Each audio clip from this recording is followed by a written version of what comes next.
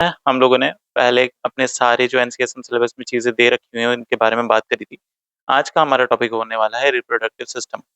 Physiology हम पढ़ने वाले हैं male and female reproductive system की, जो आपके एनसीएसएम सिलेबस के अंदर दे रखा है। ओव्यूलेशन के बारे में, स्पर्मेटोजेनेसिस के बारे में, oogenesis के बारे में, मेंस्ट्रुअल साइकिल के बारे में।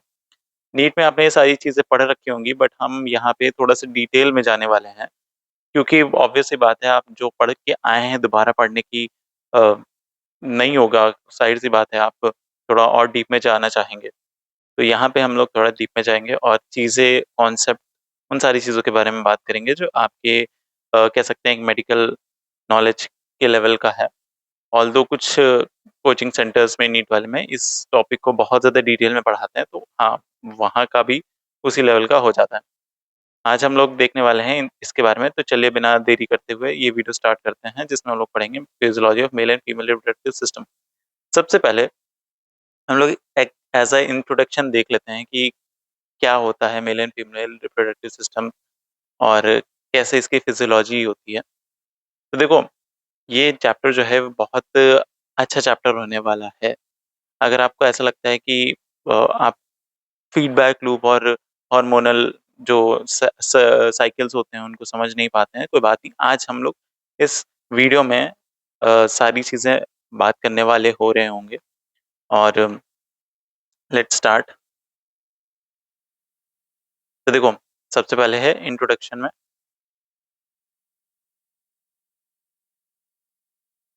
इंट्रोडक्शन नॉर्मली मैं चीज़ें नहीं बताने वाला।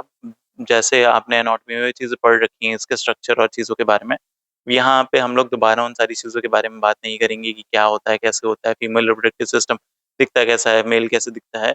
इन सारी चीज़ों के ऊपर बात नहीं कर रहे होंगे, हम लोग बात कर रहे होंगे फिजियोलॉजी के बारे में। मैं सोच के चल रहा हूँ कि आपको एनाटॉमी आती है, आपको सारी चीज़ें पता है कि हाँ, किस तरीके से स्ट्रक्चर होता है। हम लोग यहाँ पे फिजियोलॉजी के बारे में बात करेंगे। सबसे पहले हम लोग मेल रिप्रोडक्टिव फिजियोलॉजी के बारे में देखते हैं।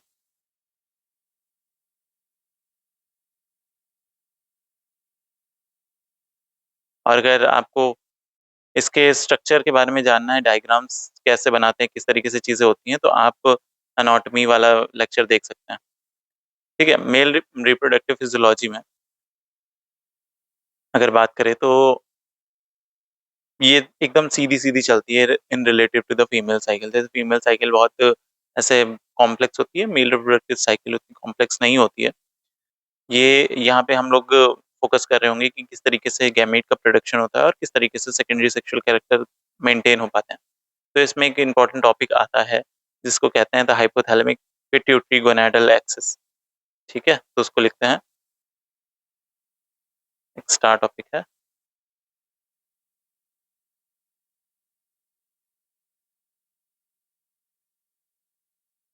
Hypothalamic pituitary gonadal HPG axis.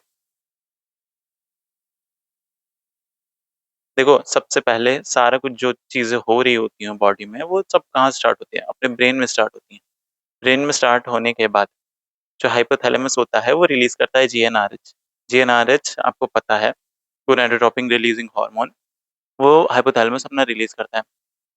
वो जाता है मतलब वो स्टिमुलेट करता है एंटीरियर पिट्यूटरी को, जो कि 2 गोनाडोट्रोपिन्स रिलीज़ करती हैं। अब उन 2 गोनाडोट्रोपिन्स के नाम आपको मुझे लगता है कि पता होगा, अगर आप नीट करके आए हैं। पहला तो है ल्यूटिनाइजिंग हार्मोन और दूसरा है फॉलिकुलर स्टिमुलेटिंग हार्मोन। ठीक है? तो देखते हैं। तो जो एकदम पूरी उसी तरीके से लिखते हैं, एवरीथिंग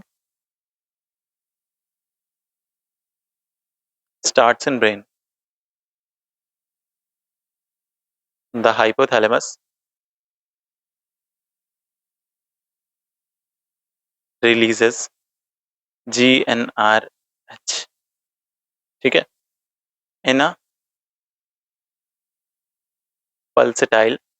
अब पल्सेटाइल क्या होता है? जैसे दिल धड़कता है, पल्स होती है, उसी तरीके से यहाँ पे ये जीएनआरएच रिलीज होता है। ये स्टिमुलेट करता है एंटीरियर पिट्यूटरी को।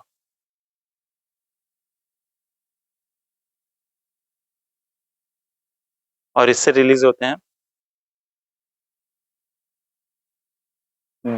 2 ही गोनाडोट्रोपिन्स।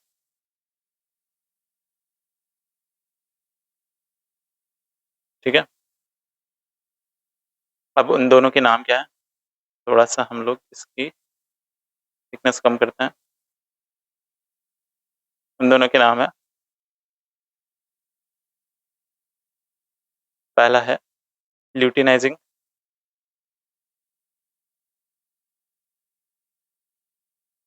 हार्मोन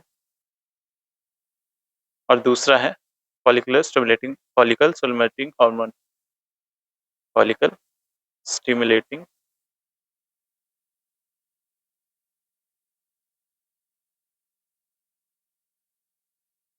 इनके बारे में भी एक ओवरव्यू देख लीजिए कि जो ल्यूटिनाइजिंग हार्मोन होता है ये लेडिक सेल पे एक्ट करता है, जिसको हम लोग इंटरस्टिशियल सेल्स बोल रहे थे। अब आपको स्ट्रक्चर अभी भी अगर नहीं समझ में आ रहा तो जाके एक पहले एनाटॉमी की वीडियो देखिए, तब यहाँ पे आइएगा। ठीक है, लेडिक सेल पे एक्ट करता है और प्रोड्यूस करता है टेस्टोस्टेरोन को। ठीक है,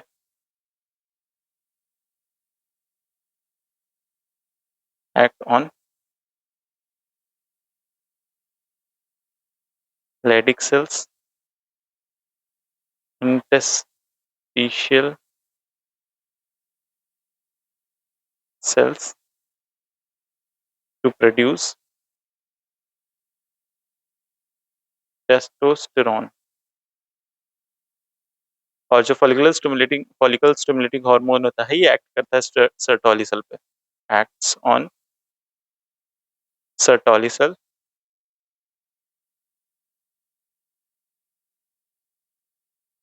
cells to stimulate spermatogenesis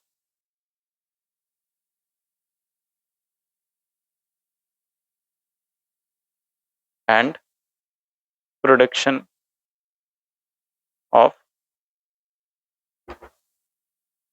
androgen binding protein,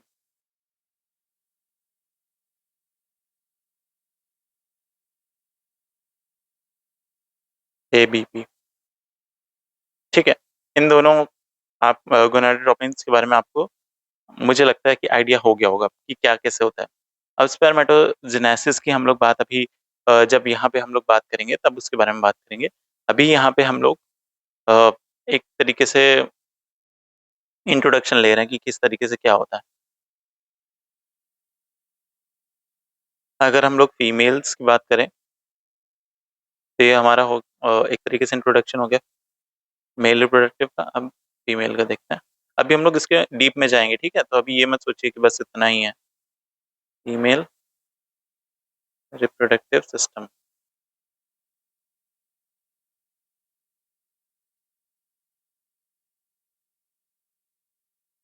तो देखो जो फीमेल रिप्रोडक्टिव सिस्टम होता है ये मेल के कंपैरिजन में थोड़ा कॉम्प्लेक्स आता है। अब यहाँ पे भी बहुत सारी चीजें आती हैं, उसको अगर एक एक करके बात करें तो सबसे पहले होता है हमारा फंक्शनल हायरार्की, जिसको हम लोग HPG एक्सेस कहते हैं। जैसे यहाँ पे भी HPG एक्सेस था, वैसे ही यहाँ पे भी HPG एक्सेस होता है, हाइपोथैलेमिक पिट्यूटरी गोनाडल एक्सेस। अब इसमें भी सेम जैसे हमारा गोनाडोट्रोपिन्स मेल में रिलीज हो रहा था उसी तरीके से यहाँ पे भी रिलीज होता है। तो यहाँ पे भी ब्रेन में स्टार्ट होता है। ब्रेन होता है वो क्या करता है, रेगुलेट करता है, रेगुलेट HPG एक्सेस। ठीक है, इसमें क्या होता है सबसे पहले हाइपोथैलेमस, मस हाइपोथैलेमस। अब हाइपोथैलेमस में क्या होता है कि ये जो होता है हाइपोथैलेमस सिक्रीट करता है GnRH, GnRH। और GnRH आपको वो पता होगा कि फुल फॉर्म क्या है। अभी हम लोगों ने ऊपर देखा गोनाडोट्रोपिन रिलीजिंग हार्मोन, इसमें भी पल्सेटिंग फैशन में ही रिलीज होता है ना, पल्सेटाइल फैशन। अगर ये रुक गया तो पूरा सिस्टम ही रुक जाएगा। फिर दूसरा अपना आता है इसमें एंटीरियर पिट्यूटरी।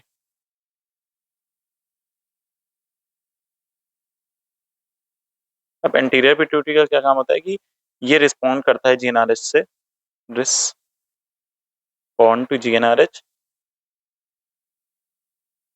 और सिक्रीट करता है अपना वही FSH और LH?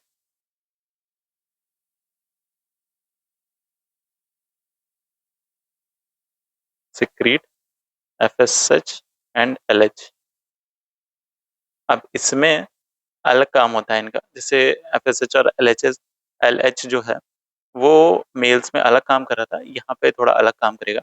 जो यहाँ पे FSH है, तो ये जो होता है FSH, ये सबसे पहले तो फॉलिकुलर ग्रोथ के लिए रिस्पॉन्सिबल होता है। अभी सब कुछ हम लोग डिटेल में पढ़ेंगे, अभी फॉलिकुलर ग्रोथ क्या होता है और बाकी सारी चीज़ें। तो फॉलिकुलर ग्रोथ में जैसे हम बात करते हैं, स्टिमुलेट करता है और मैचुरेशन में रिस्पॉन्सिबल होता है प्राइमरी फॉलिकल को into the secondary graphene follicle. जब हम लोग वो oogenesis देखेंगे, उसी उसमें ही काम आता है बहुत ज़्यादा। ठीक है, और इन एस्ट्रोजन बनाने में बहुत काम आता है, फॉर्म्स एस्ट्रोजन। ठीक है, और अगर नेगेटिव फीडबैक जब चल रही होती है तब भी इसका बहुत ज़्यादा काम होता है। ये प्रमोट करता है सिक्रीशन ऑफ इनहिबिन बी, जो कि क्या करता है, नेगेटिव फीडबैक प्रोवाइड करता है एंटीरियर पिट्यूटरी को, ताकि एफएसएच का लेवल रिलीज हो पाए। तो मतलब एफएसएच खुद भी अपना रेगुलेट कर होता रहता है कि क्या होने वाला है। और एलएच की बात करें तो ये अपना एंड्रोजन प्रोडक्शन के लिए, एंड्रोजन प्रोडक्शन, एलएच सर्ज,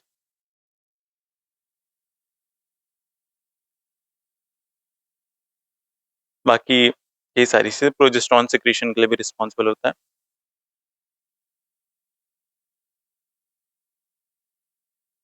ठीक है, तो इतनी चीजें हैं आपके यहाँ पे। तो ये एक तरीके से इंट्रोडक्शन हो गया कि क्या हम लोग किस तरीके से देखने वाले हैं। अब इतना पता चल गया हाँ कि कोई भी जो हार्मोन है वो कैसे रिलीज हो रहा है और उसका काम कहाँ कहाँ पे होने वाला है, ये अभी हम लोग आगे देखेंगे। सबसे पहला हमारा टॉपिक आता है इसमें, डिस्क्रिप्शन ऑफ ओव्यूलेशन। ठीक है, तो ओव्यूलेशन को हम लोग डिटेल में देखते हैं। बट यहाँ डिस्क्रिप्शन ऑफ ओव्यूलेशन से पहले हम लोग oogenesis देख लेते हैं, क्योंकि ओव्यूलेशन एक वो प्रोसेस होता है ना जिसमें मैच्योर सेकेंडरी oocyte जो होता है वो रिलीज करता है ग्राफिन फॉलिकल से। लेकिन वो जब हम लोग मेंस्ट्रुअल साइकिल पढ़ लेंगे तब ज़्यादा समझ में आएगा हम लोगों को। यहाँ पे अगर पहले हम लोग इसको पढ़ते हैं तो बहुत मतलब कंफ्यूज होने के चांसेस बढ़ जाते हैं।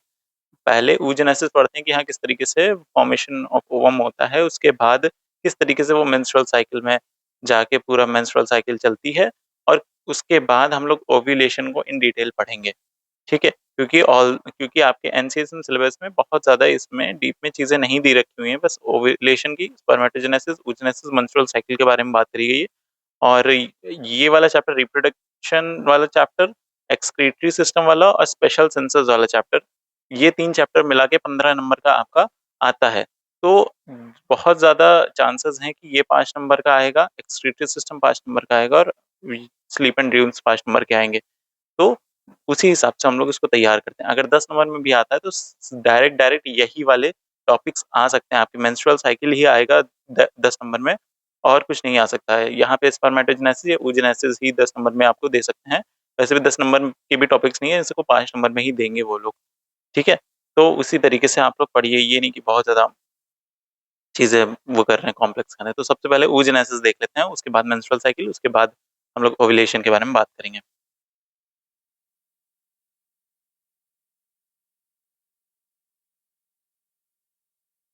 ठीक है, तो oogenesis जैसे कि मेल का होता है तो मेल में स्पर्मेटोजेनेसिस होता है, वैसे फीमेल में oogenesis होता है। अब इसमें क्या होता है, oogenesis में फीमेल गैमेटोसाइट, गैमीट या फिर कह सकते हैं ओवा, जो फीमेल गैमीट होता है उसको ओवा कहते हैं, वो किस तरीके से बनता है उसके बारे में हम लोग यहाँ पे बात करने वाले होंगे। तो oogenesis की डेफिनेशन लिख लेते हैं। oogenesis is the process by which the female gamete, ova या फिर ovum are created। देखो, ओवम होता है सिंगल, ओवा होता है प्लूरल फॉर्म। ठीक है, तो उसमें कन्फ्यूज़ मत होइएगा। तो जैसे कि आपको पता ही है कि जो मेल की स्पर्मेटोजेनेसिस होती है या फिर जो मेल का गैमेट फॉर्मेशन का साइकिल होता है वो प्यूबर्टी पे स्टार्ट होता है। लेकिन फीमेल्स में वो फीटल लाइफ में जब होते हैं तभी स्टार्ट हो जाता है। ठीक है? तो यहाँ पे हम लोग डिटेल में फिजियोलॉजी के बारे में बात करने वाले हैं, जो सीक्वेंस होती है oogenesis की, उसके बारे में हम लोग बात करेंगे। अ, उसको हम लोग लाइफ स्टेजेस में डिवाइड कर लेंगे, उसके बाद हम लोग देख रहे होंगे उसको। ठीक है? तो पहला जैसे कि आ जाता है फीटल पीरियड। तो फीटल पीरियड बिगिनिंग बोल सकते हैं इसको हम लोग, हाँ कि ना? तो फीटल पीरियड। तो देखो यहाँ पे प्रोसेस स्टार्ट होता है जब इंट्रायूटेराइन लाइफ होती है।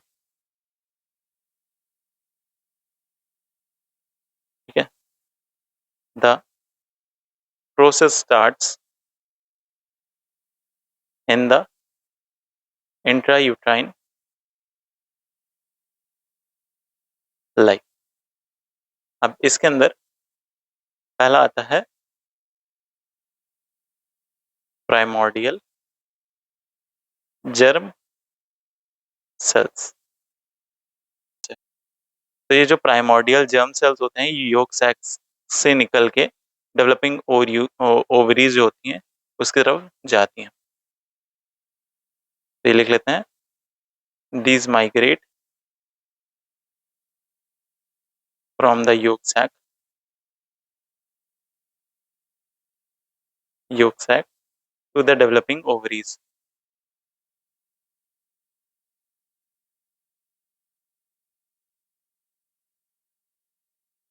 Second is oogonia।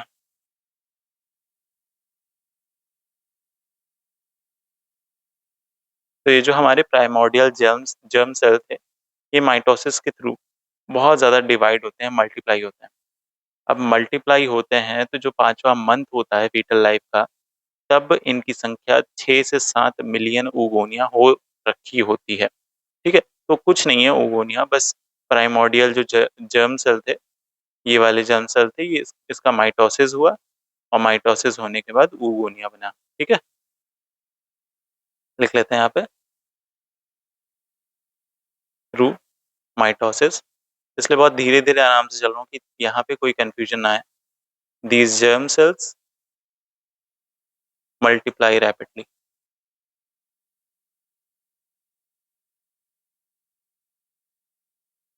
ठीक है? By 5th month of fetal life,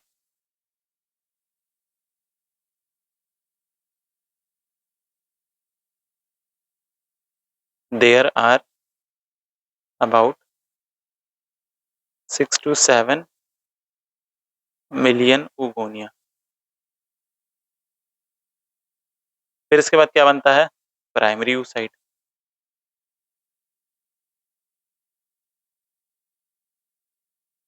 अब प्राइमरी oocyte में बिफोर बर्थ जो oogonia होते हैं, इसमें सबसे पहला मियोटिक डिवीजन होता है, मायोसिस 1 होता है, बट वो वहाँ पे स्टॉप हो जाता है प्रोफेज 1 पे। ठीक है? Before birth these oogonia begins the first begins the first meiotic division।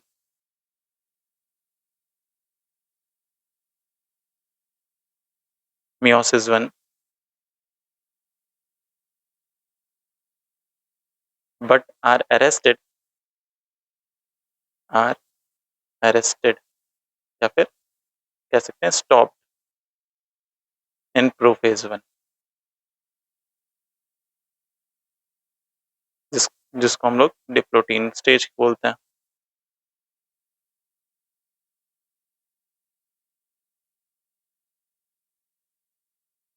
फिर आता है फोर्थ अपना primordial follicle.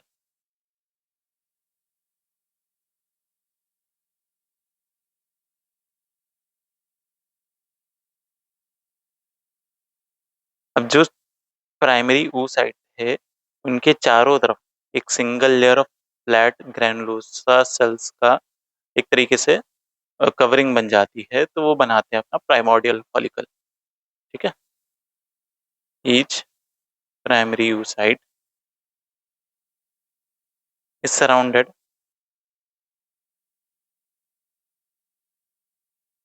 by a single layer of flat granulosa cell।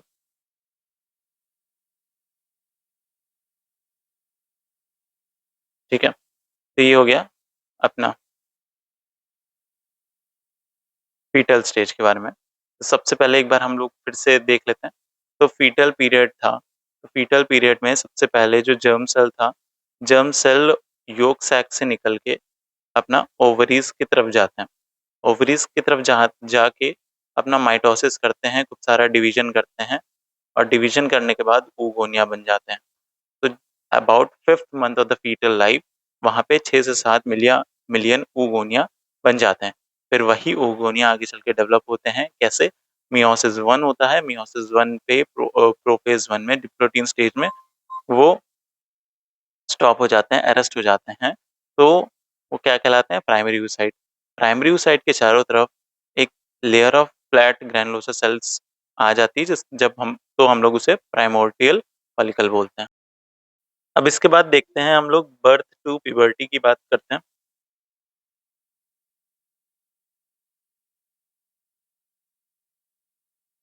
Second, from birth to puberty. एक तरीके से वेटिंग पीरियड होता है। इसमें कुछ टर्म्स आते हैं, उसके बारे में बात कर लेते हैं। पहला तो है एट्रीशिया। एट्रीशिया में क्या होता है कि एक बहुत ज़्यादा बड़ा नंबर ऑफ फॉलिकल्स जो होते हैं वो इस प्रोसेस के दौरान लॉस हो जाते हैं। इसी प्रोसेस को हम लोग एट्रीशिया बोलते हैं। Massive massive number of follicles are lost through a process called atresia. ठीक है। फिर आता है बाय बर्थ। सिर्फ 1 से 2 मिलियन ही बचते हैं फॉलिकल्स रिमेन। और प्यूबर्टी तक about 3 lakhs to 4 lakhs are left.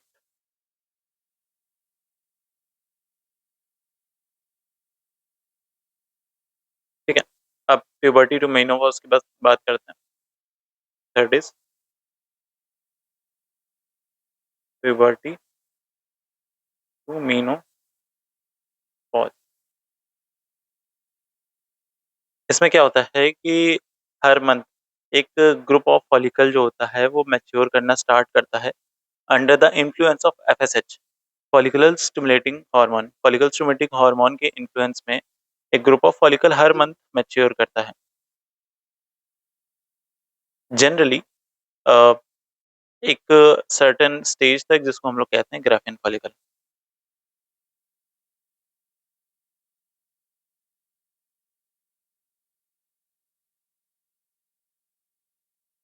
अब इसमें भी किस तरीके से होता है? सबसे पहला आता है ए, कंप्लीशन ऑफ मियोसिस 1। देखो हम लोगों ने पहले देख रखा था ना यहाँ पे कि वो अरेस्ट हो जाता है, प्रोफेज 1 पर। तो उसी को आगे बढ़ाकर मियोसिस 1 अपनी कंप्लीट होती है।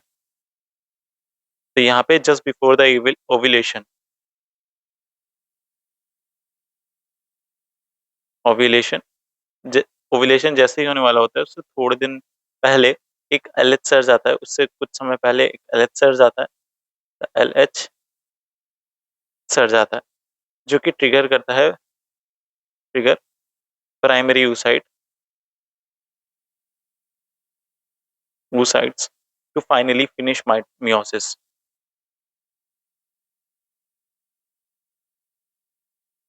मियोसिस 1। अब इससे क्या होता है कि एक अनइक्वल डिवीजन होता है साइटोप्लाज्म का। This results in an unequal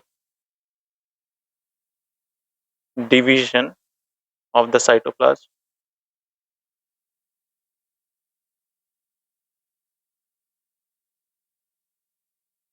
पहला मतलब एक बनाता है सेकेंडरी oocyte, और दूसरा जो होता है वो फर्स्ट पोलर बॉडी बनाता है।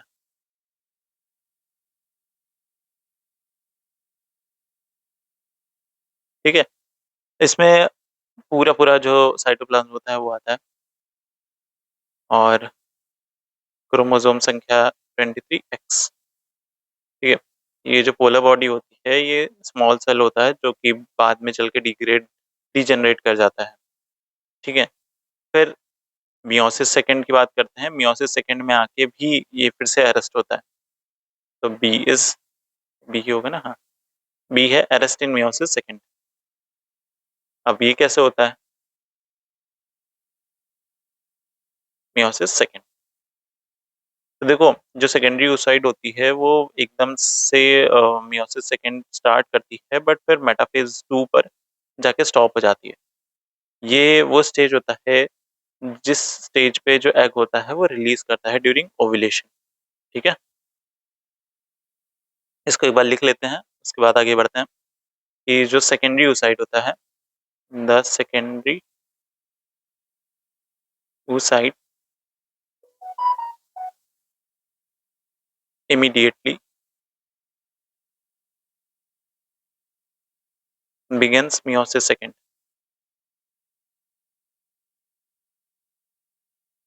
but stops again in metaphase 2.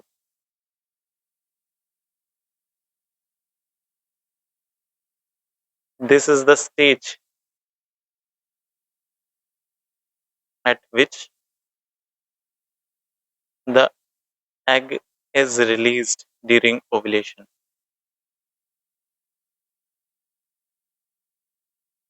Ovulation. ठीक है, फोर्थ अपना जो आ जाता है फर्टिलाइजेशन स्टेज। फर्टिलाइजेशन, अगर फर्टिलाइजेशन हो जाता है तो क्या होता है? तो देखो मियोसिस सेकंड जो होती है वो तभी कंप्लीट होती है जब स्पर्म जो होता है वो उस साइट के अंदर पेनिट्रेशन कर देता है। अगर फर्टिलाइजेशन हो जाती है तो सेकेंडरी oocyte होता है वो अपनी मियोसिस सेकंड कंप्लीट करता है, जिससे एक सेकंड पोलर बॉडी बनती है और एक मैच्योर ओवम बनता है। जो न्यूक्लियाई होती है वो फ्यूज करती है और एक जाइगोट का फॉर्मेशन करती है, ये आपको पता होगा। अगर फर्टिलाइजेशन नहीं होता है तो जो सेकेंडरी oocyte होती है वो डिजेनरेट कर जाती है 24 to 48 hours after the ovulation. ठीक है, और ड्यूरिंग मेंस्ट्रुएशन ये शेड होती है। तो इतनी चीजें आपको पता चली। इफ फर्टिलाइजेशन अगर लिखते हैं, if fertilisation occur,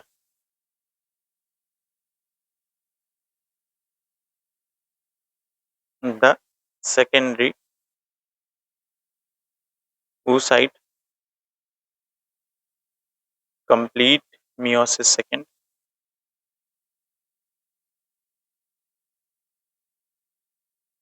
producing a second polar body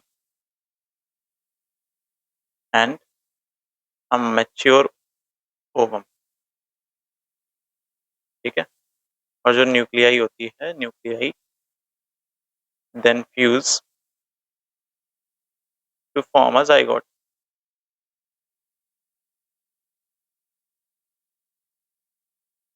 if no fertilisation,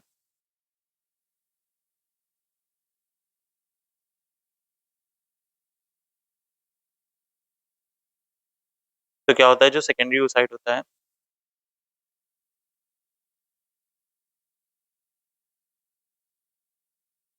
oocyte होता है डिजेनरेट करता है, degenerates 24 to 48 hour after ovulation and is shed during menstruation. ठीक है, इतनी चीजें हो गई। अब एक तरीके से समरी ऑफ मियोटिक अरेस्ट की बात करते हैं। तो क्योंकि एक हाई यील्डिंग पॉइंट आता है, इसलिए आपको पता होना चाहिए कि फर्स्ट अरेस्ट कब हो रहा है, सेकंड अरेस्ट कब हो रहा है। फर्स्ट अरेस्ट फीटल लाइफ में होता है प्रोफेज 1 में, ठीक है, डिप्लोटीन स्टेज में। और ये कब खत्म होता है, एलएच सर्ज और जब भी होता है प्यूबर्टी के टाइम पे, तब ये खत्म होता है। और जो सेकंड अरेस्ट होता है वो ओव्यूलेशन के टाइम होता है इन मेटाफेज 2। और ये अगर फर्टिलाइजेशन होता है तब जाके खत्म होता है। ठीक है, तो इतनी चीजें थी वो oogenesis के बारे में, और इतनी चीजें आपके लेवल पे काम की हैं। फिर से एक बार देख लेते हैं। तो oogenesis जो होता है एक प्रोसेस होता है बाय विच फीमेल जो गैमीट होता है वो बनता है। फीटल पीरियड में सबसे पहले शुरुआत होती है इसकी। और जब इंट्रायूट्राइन लाइफ होता है तो उसमें प्राइमोर्डियल जर्म सेल होता है जो कि योग सैक से ओवरीज की तरफ जाता है। फिर इसमें माइटोसिस होती है, और माइटोसिस होने से ये ऊगोनिया बन जाता है। ऊगोनिया बन के जो 5वां मंथ होता है फीटल लाइफ में, तो उसमें 6 से 7 मिलियन ऊगोनिया बन जाते हैं। प्राइमरी oocyte की अगर बात करें तो जो ऊगोनिया था, इसमें अपना पहला माइटोटिक डिवीजन करा मियोसिस 1। और ये प्रोफेज 1 में जाके डिप्लोटीन स्टेज अगर स्पेसिफिकली बात करें तो इसमें जाके अरेस्ट हो जाता है, मतलब रुक जाता है। फिर क्या होता है कि जो प्राइमरी oocyte होता है एक single layer of flat granulosa sales आके इसकी तरफ चारों तरफ आ जाता है, इसको प्राइमोर्डियल फॉलिकल बोलते हैं। फिर अगर बर्थ बर्थ के बाद की बात करें तो जो फॉलिकल्स होता है वो लॉस्ट होने लगता है, वो खत्म होने लगता है। उस प्रोसेस को कहते हैं एट्रीशिया। और बाय बर्थ 1 से 2 मिलियन ही बचते हैं, और प्यूबर्टी तक आते-आते 3 लाख से 4 लाख तक ही बच पाते हैं। प्यूबर्टी टू मेनोपॉज़ की बात करें तो सबसे पहले कंप्लीशन ऑफ मियोसिस 1, जो मियोसिस 1 पे रुका हुआ था, अरेस्ट था, तो ओव्यूलेशन से पहले एलएच सर्ज के टाइम पे ट्रिगर होता है प्राइमरी oocyte, और फाइनली वो मियोसिस फर्स्ट कंप्लीट करता है। इससे क्या होता है, एक अनइक्वल डिवीजन होता है साइटोप्लाज्म का, और वो 2 चीज़ें बनाती है, सेकेंडरी oocyte और first polar body. First polar body आगे चल के डीजेनरेट हो जाती है, और जो second polar body secondary oocyte होता है वो इमीडिएटली मियोसिस सेकंड स्टार्ट करता है, और मेटाफेज 1 पे वो भी रुक जाता है। ठीक है?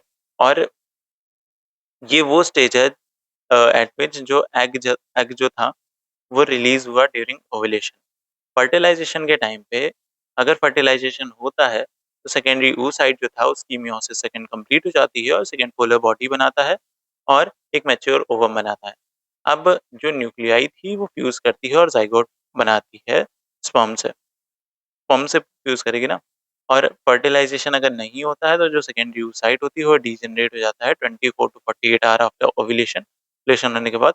और मेंस्ट्रुएशन के टाइम पे वो मेंसेस के फॉर्म में निकलता है, शेड होता है। तो इतनी चीजें थी oogenesis की। अगर इतनी चीजें आपको आ रही हैं तो आपको 5 नंबर यहाँ से डायरेक्ट सिक्योर हो जाता है। अब इतना तो मैं आपको मान के चल रहा हूँ कि ओगोनिया मतलब प्लॉइडी तो आपको पता ही होगा कि क्या किसकी प्लॉइडी होती है। जो oogonia होती है वो डिप्लॉयड होता है, मतलब 2n होता है।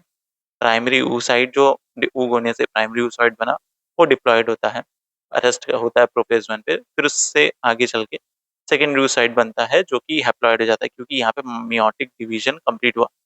पहला मियोटिक डिवीजन कंप्लीट हुआ तो अपना पूरा हुआ, हैप्लॉयड हो गया सेकेंडरी oocyte।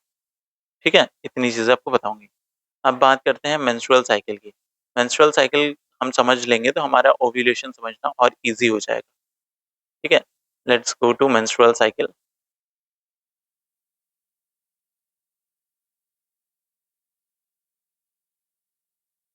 मेंस्ट्रुअल साइकिल, अब देखो जो मेंस्ट्रुअल साइकिल होती है वो एक तरीके का रिदमिक सीरीज होती है फीमेल में। जब भी फिजियोलॉजिकल चेंजेस आते हैं, ये अप्रोक्सीमेटली 28 डेज की होती है। ठीक है, अप्रॉक्स 28 डेज की होती है, बट इसका रेंज 21 टू 35 डेज होता है, हर फीमेल में ये अलग होती है। ठीक है, कुछ की 35 डेज़ की साइकिल हो सकती है, कुछ की 21 भी हो सकती है, बट अप्रॉक्सिमेटली 28 डेज़ की साइकिल होती है जनरली। इसमें क्या होता है कि इसमें इंटीग्रेशन होता है हाइपोथैलेमिक, पिट्यूटरी, ओवेरियन एक्सिस की और यूट्राइन रिस्पॉन्स की। हम लोग इसे अगर देखें तो जैसे हम लोग नीट में एक सिंपल सा डायग्राम पढ़ के उसमें समझते थे। यहाँ पे चीज़ें थोड़ी अलग होंगी। हम लोग यहाँ पे इसको as a single menstrual cycle ना पढ़ के इसको हम लोग 2 सिंक्रोनाइज़ साइकिल से हम लोग समझेंगे। पहला तो ओवेरियन साइकिल है और दूसरा यूट्राइन या फिर एंडोमेट्रियल साइकिल है। सेम चीज़ है, बट इसको पढ़ने का तरीका, इसको समझने का तरीका अलग है। यहाँ पे हम लोग ओवेरियन साइकिल में जब ओवेरियन चेंजेस होंगे उसको अलग देख रहे होंगे और यूट्राइन चेंजेस यूट्राइन के एंडोमेट्रियल लाइनिंग में जो भी चेंजेस होंगे उसको अलग देख रहे होंगे। तो सबसे पहले हम लोग इस बात करते हैं ओवेरियन साइकिल की। इसको हम लोग पहले लिख लेते हैं ताकि अगर सिर्फ आप नोट्स पढ़ते हैं तो आप कंफ्यूज ना हो। It is best described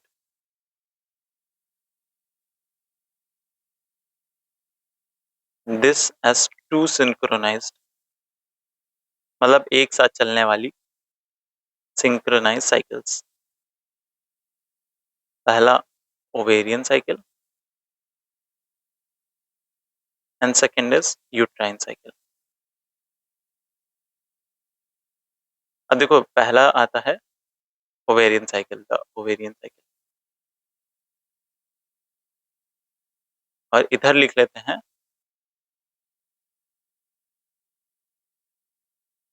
the uterine.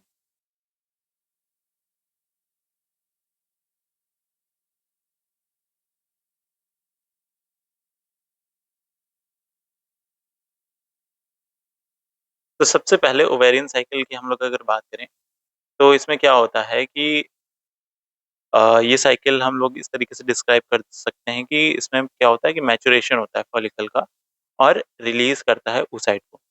इसमें सबसे पहले फेज आता है अपना फॉलिकुलर फेज।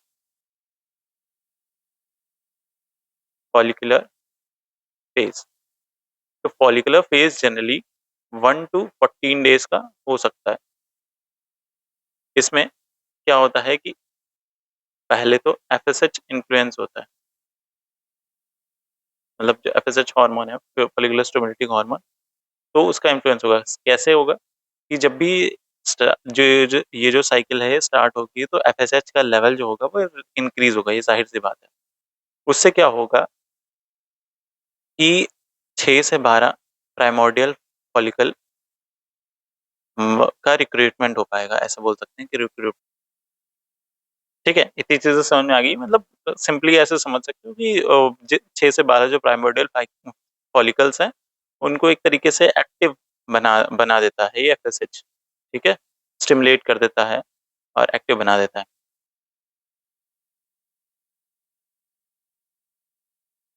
इसको देख लेते हैं। At the start of the cycle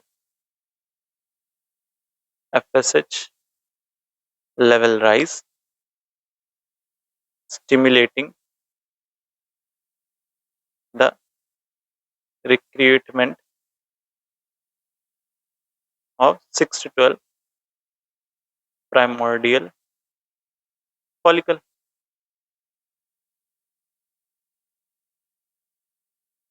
ठीक है, सेकेंड आ जाता है डोमिनेंट फॉलिकल। अब क्या, अब आप ये सोच सकते हैं ये क्या है, मतलब पहले तो बहुत हम लोग ने सिंपल सी चीज पढ़ी थी, ये क्या मतलब बहुत अजीब अजीब टर्म्स है। तो देखो थोड़ा सा टर्मिनोलॉजीज में चेंजेस आते ही आते हैं। तो नीट का था क्योंकि आपको वो नीट के जो एनसीईआरटी का लैंग्वेज होता है वो हमेशा से पढ़ते आ रहे हैं, तो यहाँ पे थोड़ा सा चेंज लगेगा, बट मतलब सबका सेम होता है। इसमें क्या होता है कि डे 5 to 7 में एक जो फॉलिकल होता है वो डोमिनेंट फॉलिकल बन जाता है जो कि अपनी ग्राफियन फॉलिकल बनाता है। ठीक है, अब आप समझ में आ रहा होगा कि हाँ वो ग्राफियन फॉलिकल कौन सी थी। अब देखो 6 से 12 प्राइमोर्डियल फॉलिकल्स अपने एक्टिव हुए, उसमें से एक फॉलिकल अपना डोमिनेंट फॉलिकल बना जिसको हम लोग ग्राफियन फॉलिकल बोल रहे हैं, क्योंकि उसकी उसमें सबसे ज्यादा हाई डेंसिटी होती है एफएसएच रिसेप्टर की। ठीक है, अब कैसा, अब यहीं पे डिफरेंस आ जाता है नीट के लेवल का और यहाँ के लेवल का। ठीक है, one follicle becomes the dominant follicle, जिसको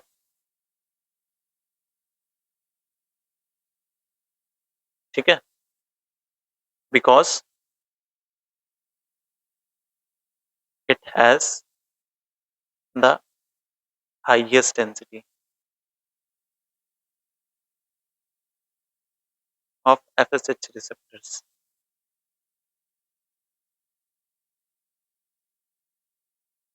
और यहाँ पे थर्ड चीज आ जाती है oestrogen secretion.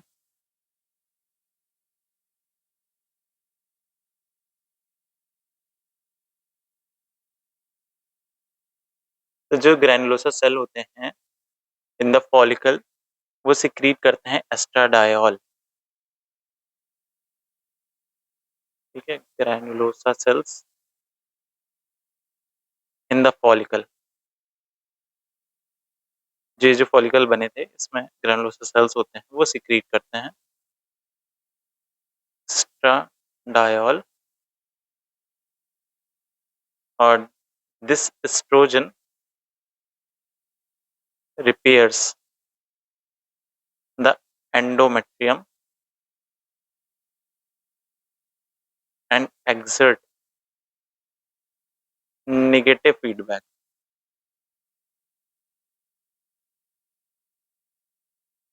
on FSH to prevent। अब क्यों कर रहे हैं? और देखो FSH का रिलीज होता रहेगा तो बहुत सारे मल्टीपल ओवुलेशन होंगे, इसीलिए एक टाइम पे एक ही हो, इसलिए नेगेटिव फीडबैक आती है जब भी एस्ट्राडायोल या एस्ट्रोजन बनता है। तो एंडोमेट्रियम को रिपेयर करता है और एक नेगेटिव फीडबैक बनाता है एफएसएच को, हाइपोथैलेमस को बोलता है कि मत अब मत वो करो, और एफएसएच कम हो जाता है टू प्रिवेंट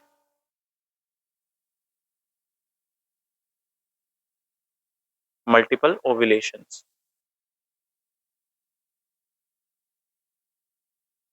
ठीक है, तो ये पहला फेज हो गया, इसको इस तरीके से देख सकते हो। ओवेरियन साइकिल में पहला फॉलिकुलर फेज हुआ तो ए लिख लो, फिर बी अपना पॉइंट आ जाता है ओव्यूलेशन। ओव्यूलेशन, अब ओव्यूलेशन को ही हम लोग को डीप में भी समझना है क्योंकि अलग से भी दिया हुआ है ना, तो इसको हम लोग को डीप में भी समझना है। अभी देख लो कि किस तरीके से हो रहा है। सबसे पहले इसमें होगा LH surge, the LH surge. तो जब हाई लेवल ऑफ एस्ट्रोजन हो गया, एस्ट्रोजन हो गया तो उसने क्या करा, switch from negative to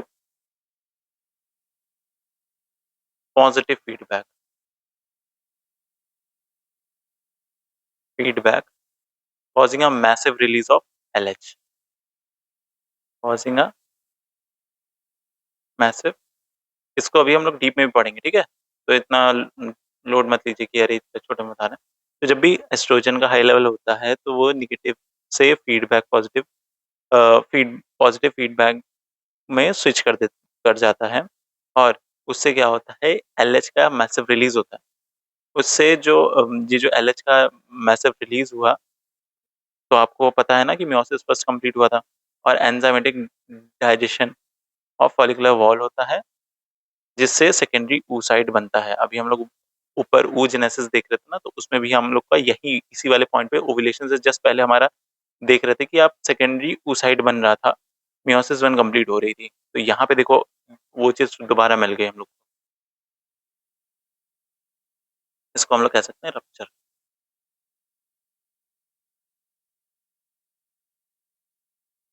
LH triggers the completion of meiosis one and the enzymatic digestion of follicular wall,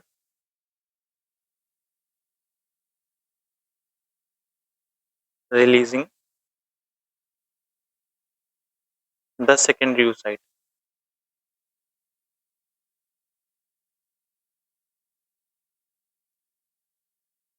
ठीक है।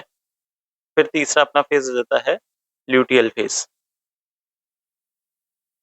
सी, ल्यूटियल फेज, डे 15 टू 28। और जो ओव्यूलेशन होता है ये मान के चलो ये लगभग लगभग 3 डेज का ही होता है, 13, 14, 15। फिर बीच वाला जो पार्ट आता है तो वो ओव्यूलेशन वाला फेज होता है, फिर वहीं से ल्यूटियल फेज भी चालू हो जाता है। तो ल्यूटियल फेज में क्या होता है कि जो रप्चर फॉलिकल था उसके कुछ रिमेन्स रह जाते हैं, वो ट्रांसफॉर्म होते हैं, कॉर्पस ल्यूटियम बनाते हैं under the influence of LH.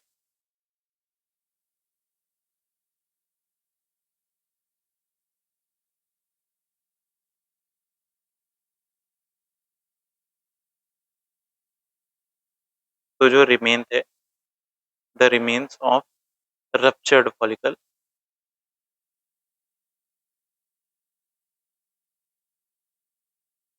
transforms into the corpus luteum under the influence of LH.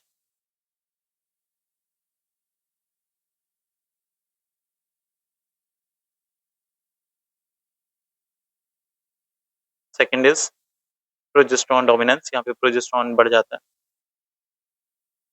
Progesterone dominance. तो जो कॉर्पस ल्यूटियम होता है सिक्रीट करता है लार्ज अमाउंट ऑफ प्रोजेस्टेरॉन।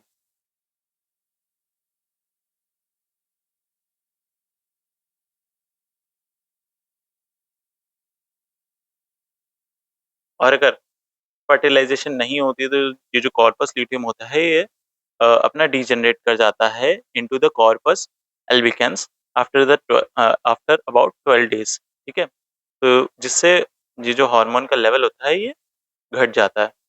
इसको हम लोग ल्यूटियोलाइसिस प्रोसेस भी बोलते हैं कि कॉर्पस ल्यूटियम का लाइसिस हो गया, मतलब डिजनरेशन हो गया। If fertilisation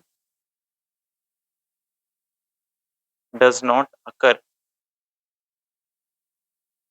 the corpus luteum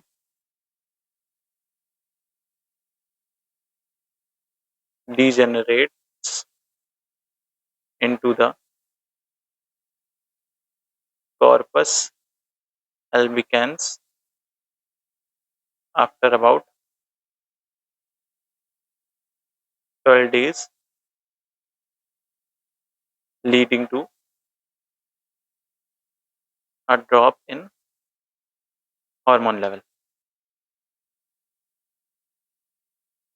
ठीक है, इतनी चीजें मुझे लगता है कि आपको समझ में आ गई होंगी। इसमें ओवेरियन साइकिल हम लोग ने अभी देखा, एक बार फिर से देख लेते हैं कि ओवेरियन साइकिल की अगर हम लोग बात करते हैं उसमें फॉलिकुलर फेज आता है जो कि 1 से 14 दिन का होता है। इसमें क्या होता है, एफएसएच का लेवल बढ़ता है तो उससे क्या होता है, प्राइमोर्डियल फॉलिकल्स एक्टिव हो जाते हैं, कितने, 6 से 12। एक जो प्राइमोर्डियल फॉलिकल होता है वो डोमिनेंट बन जाता है और वो आगे चल के ग्राफिन फॉलिकल बनाता है। It is high because of the highest density of FSH receptor इसमें होता है। एस्ट्रोजन का सिक्रीशन होता है। कैसे, जो ग्रैनुलोसिस सेल होते हैं फॉलिकल्स में वो एक एस्ट्राडियोल सिक्रीट करते हैं जिसको हम लोग एस्ट्रोजन बोलते हैं। ये एस्ट्रोजन क्या करता है, एंडोमेट्रियल लाइनिंग को रिपेयर करता है और एक नेगेटिव फीडबैक बनाता है ताकि और ज्यादा एफएसएच ना रिलीज हो, ताकि मल्टीपल ओवुलेशंस ना हो। फिर ओवुलेशन होता है। एलएच सर्ज मतलब ये मिड ऑफ द साइकिल के बीच में होता है, मतलब 14 लगभग 14 डेज पे ओवुलेशन होता है। इसमें एलएच सर्ज होता है, हाई लेवल ऑफ एस्ट्रोजन होता है जो कि स्विच करता है from negative to the positive feedback causing a massive release of LH. इससे क्या होता है, एलएच बहुत ज्यादा बढ़ गया तो उससे मियोसिस जो था अपना, वो मियोसिस फर्स्ट जो था वो अपना कंप्लीट हो गया और प्राइमरी oocyte तो सेकेंडरी oocyte बन गया। सेकेंडरी oocyte जब बन गया फिर उससे क्या हुआ, ल्यूटियल फेज आया। ल्यूटियल फेज 15 से 28 दिन का होता है। इसमें कॉर्पस जो रप्चर्ड फॉलिकल था, यहाँ पे फॉलिकल का एंजाइमेटिक डाइजेशन हो जाता है। तो जो भी रिमेन था फॉलिकल का वो ट्रांसफॉर्म हो गया into the corpus luteum under the influence of LH. अब यहाँ पे कॉर्पस ल्यूटियम था, वो कॉर्पस ल्यूटियम, ठीक है, जो रप्चर फॉलिकल से बना था वो large amount of progesterone secrete करता है। और अगर फर्टिलाइजेशन नहीं होती है अराउंड 13, 14, 15 इन डेज़ पे तो क्या होता है कि कॉर्पस ल्यूटियम डीजनरेट करने लगता है आफ्टर अबाउट 12 डेज़, मतलब आफ्टर द 12 डेज़ की ओव्यूलेशन हुआ और उसके लगभग-लगभग 12 डेज़ पे अ, ये डीजनरेट कर जाता है, leading to the drop in the hormone level. ठीक है? इतनी चीज़ें आपको समझ में आ गई। अब हम लोग देखते हैं यूट्राइन साइकिल, कि यूट्रस की जो एंडोमेट्रियल लाइनिंग होती है, उसपे क्या इफ़ेक्ट पड़ता है। इसमें भी अपना मेंस्ट्रुअल फेज़ आता है, प्रोलिफरेटिव फेज़ आता है और सेक्रेटरी फेज़ आता है। मेंस्ट्रुअल फेज़ में आपने पढ़ा ही होगा कि किस तरीके से वो प्रोजेस्टेरॉन जब खत्म हो जाता है और तो उससे क्या होता है, कॉर्पस ल्यूटियम का डीजनरेशन हो जाता है। डीजनरेशन हो गया या फिर कॉर्पस ल्यूटियम का, तो उससे हम लोग बोल रहे हैं कि प्रोजेस्टेरॉन का विथड्रॉल हो गया और एस्ट्रोजन का विथड्रॉल हो गया। इससे क्या हुआ कि मतलब अगर इसकी मैकेनिज़्म की बात करें तो वैसोस्पैज़्म हो जाता है। तो अभी हम लोग उसके बारे में डीप में पढ़ेंगे। तो देखो, हम लोगों को पता है कि किस तरीके से ओवेरियन साइकिल चल रही थी, उसको ही हम लोग को दिमाग में रख के यूट्राइन साइकिल के बारे में अब देखना है। अब यूट्राइन साइकिल क्या होता है, जो भी एंडोमेट्रियम में चेंजेज़ हो रहे होते हैं, उसी को हम लोग यहाँ पे यूट्राइन साइकिल बोल रहे हैं।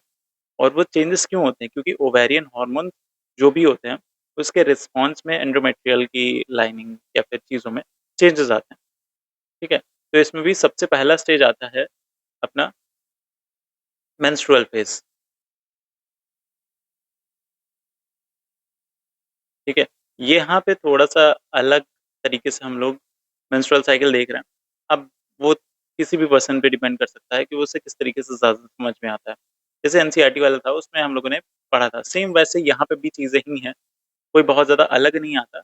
बट इसको हम लोग कह सकते हैं, जो भी अपना फिज़ियोलॉजी की लैंग्वेज होती है, उसमें हम लोग ने यहाँ पे बात करी है इसके बारे में, ठीक है? तो ट्रिगर क्या होता है? कौन-सा ऐसा ट्रिगर पॉइंट होता है जिसकी वज़ह से मेंस्ट्रुअल फेज़ स्टार्ट होता है? तो देखो, ट्रिगर पॉइंट वो होता है जब विथड्रॉल ऑफ प्रोजेस्टेरॉन और एस्ट्रोजन हो जाता है due to the degeneration of corpus luteum. Withdrawal of progesterone and estrogen due to the degeneration of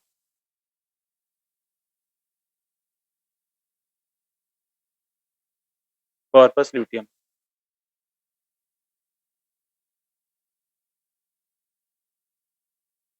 ठीक है? अब इसके मैकेनिज़्म की हम लोग बात करते हैं।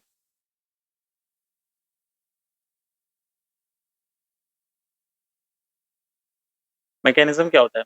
ये जो भी चीज़ हुई, विथड्रॉल ऑफ प्रोजेस्टेरॉन एस्ट्रोजन हुआ, इसकी वजह से क्या हुआ कि वैसोस्पैज़्म हो गया ऑफ स्पाइरल आर्टरीज़, और इसकी वजह से जो वैसोस्पैज़्म होता है स्पाइरल आर्टरीज़ का, उसकी वजह से इश्कीमिया हो जाता है और नेक्रोसिस हो जाता है, इस चीज़ का स्ट्रैटम फंटुनालिस में, ठीक है?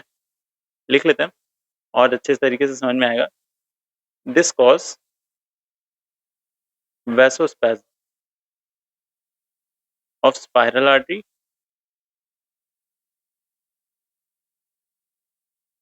Leading to ischemia and necrosis of stratum punctalis,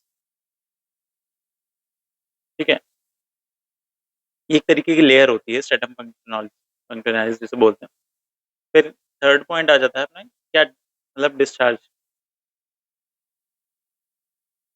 discharge. तो डिस्चार्ज की जब भी हम लोग बात करते हैं, तो जो नेक्रोटिक टिश्यू होता है और ब्लड होता है, उसका डिस्चार्ज होता है, जो उसमें टिश्यू होता है और अपना ब्लड आ रहा होता है।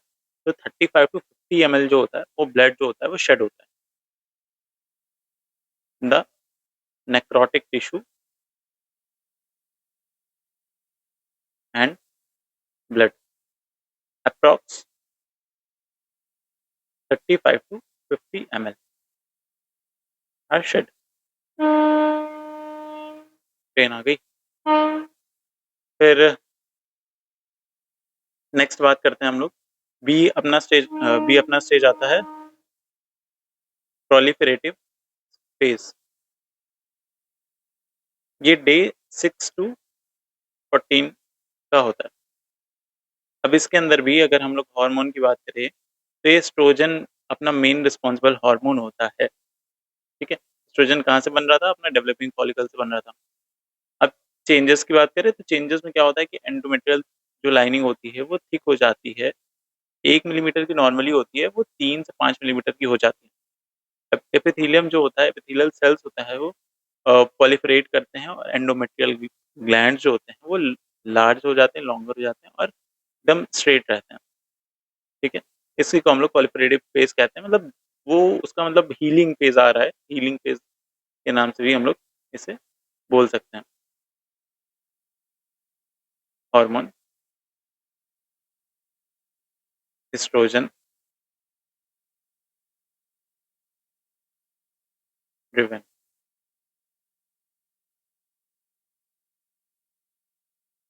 changes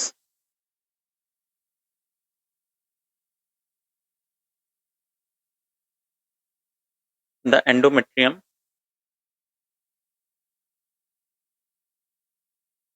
thickens from 1 millimeter to 3 to 5 millimeter। जो epithelial cells होते हैं,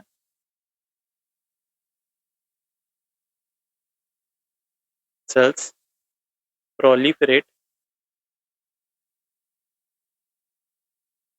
and endometrial gland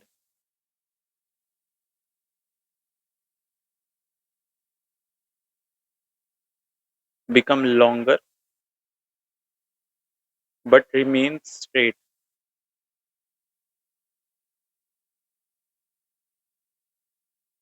ठीक है, तो ये सेकंड फेज आ गया अपना। थर्ड फेज अपना होता है सेक्रेटरी फेज। ये जो भी चेंजेस हैं वो एंडोमेट्रियल लाइनिंग से रिलेटेड हैं, ये आप दिमाग में हमेशा बना के रखिए। 15 से 28 डे पे जो अपना सेक्रेटरी फेज आता है, इसमें मेन हार्मोन रिस्पॉन्सिबल होता है प्रोजेस्टेरॉन।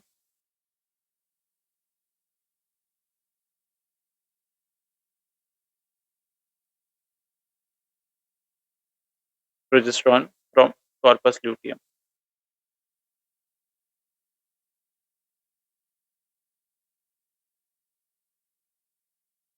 चेंजेस की बात करें, कौन कौन से चेंजेस आते हैं?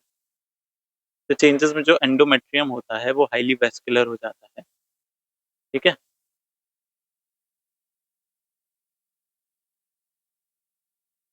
The endometrium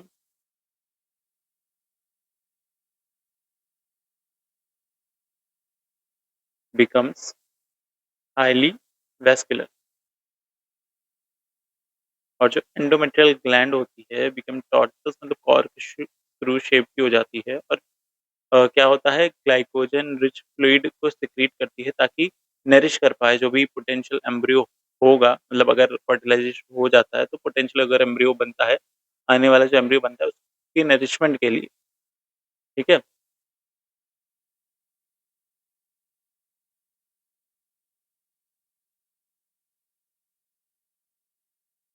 endometrial glands become टॉर्टुअस, टॉर्टुअस से बोलते हैं cork through shape,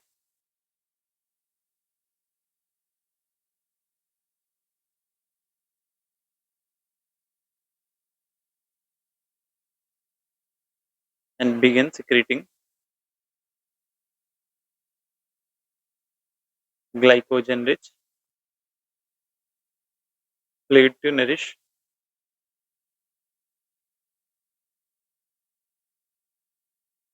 a potential embryo।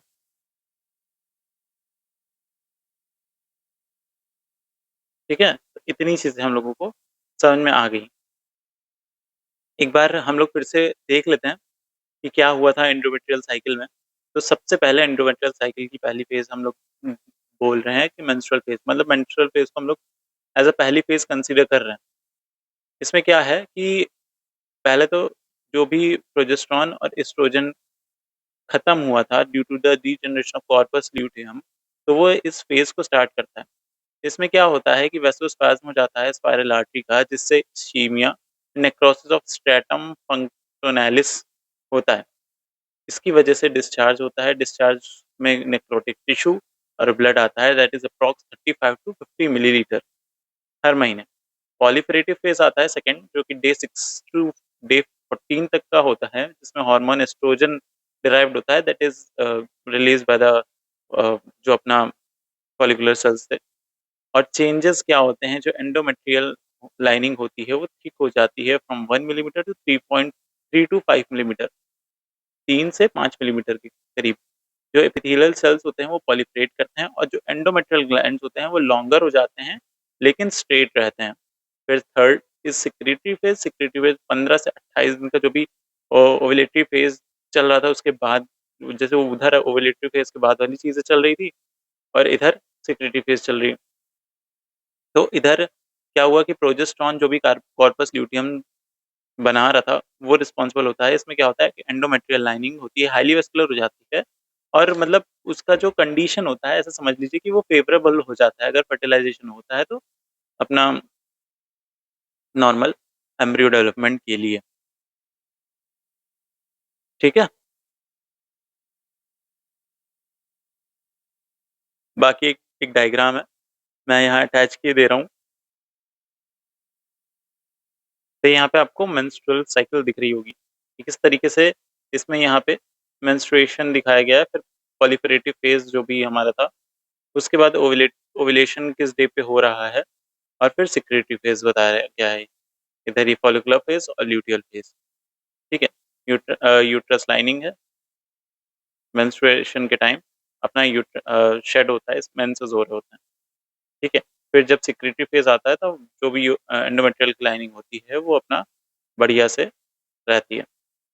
ठीक है, तो ये चीज़ें इतनी आपको समझ में आ गई होंगी आई होप। बहुत ज़्यादा इसमें दिमाग लगाने वाली चीज़ें नहीं थी क्योंकि आपने नीट के टाइम में भी चीज़ें पढ़ रखी थी।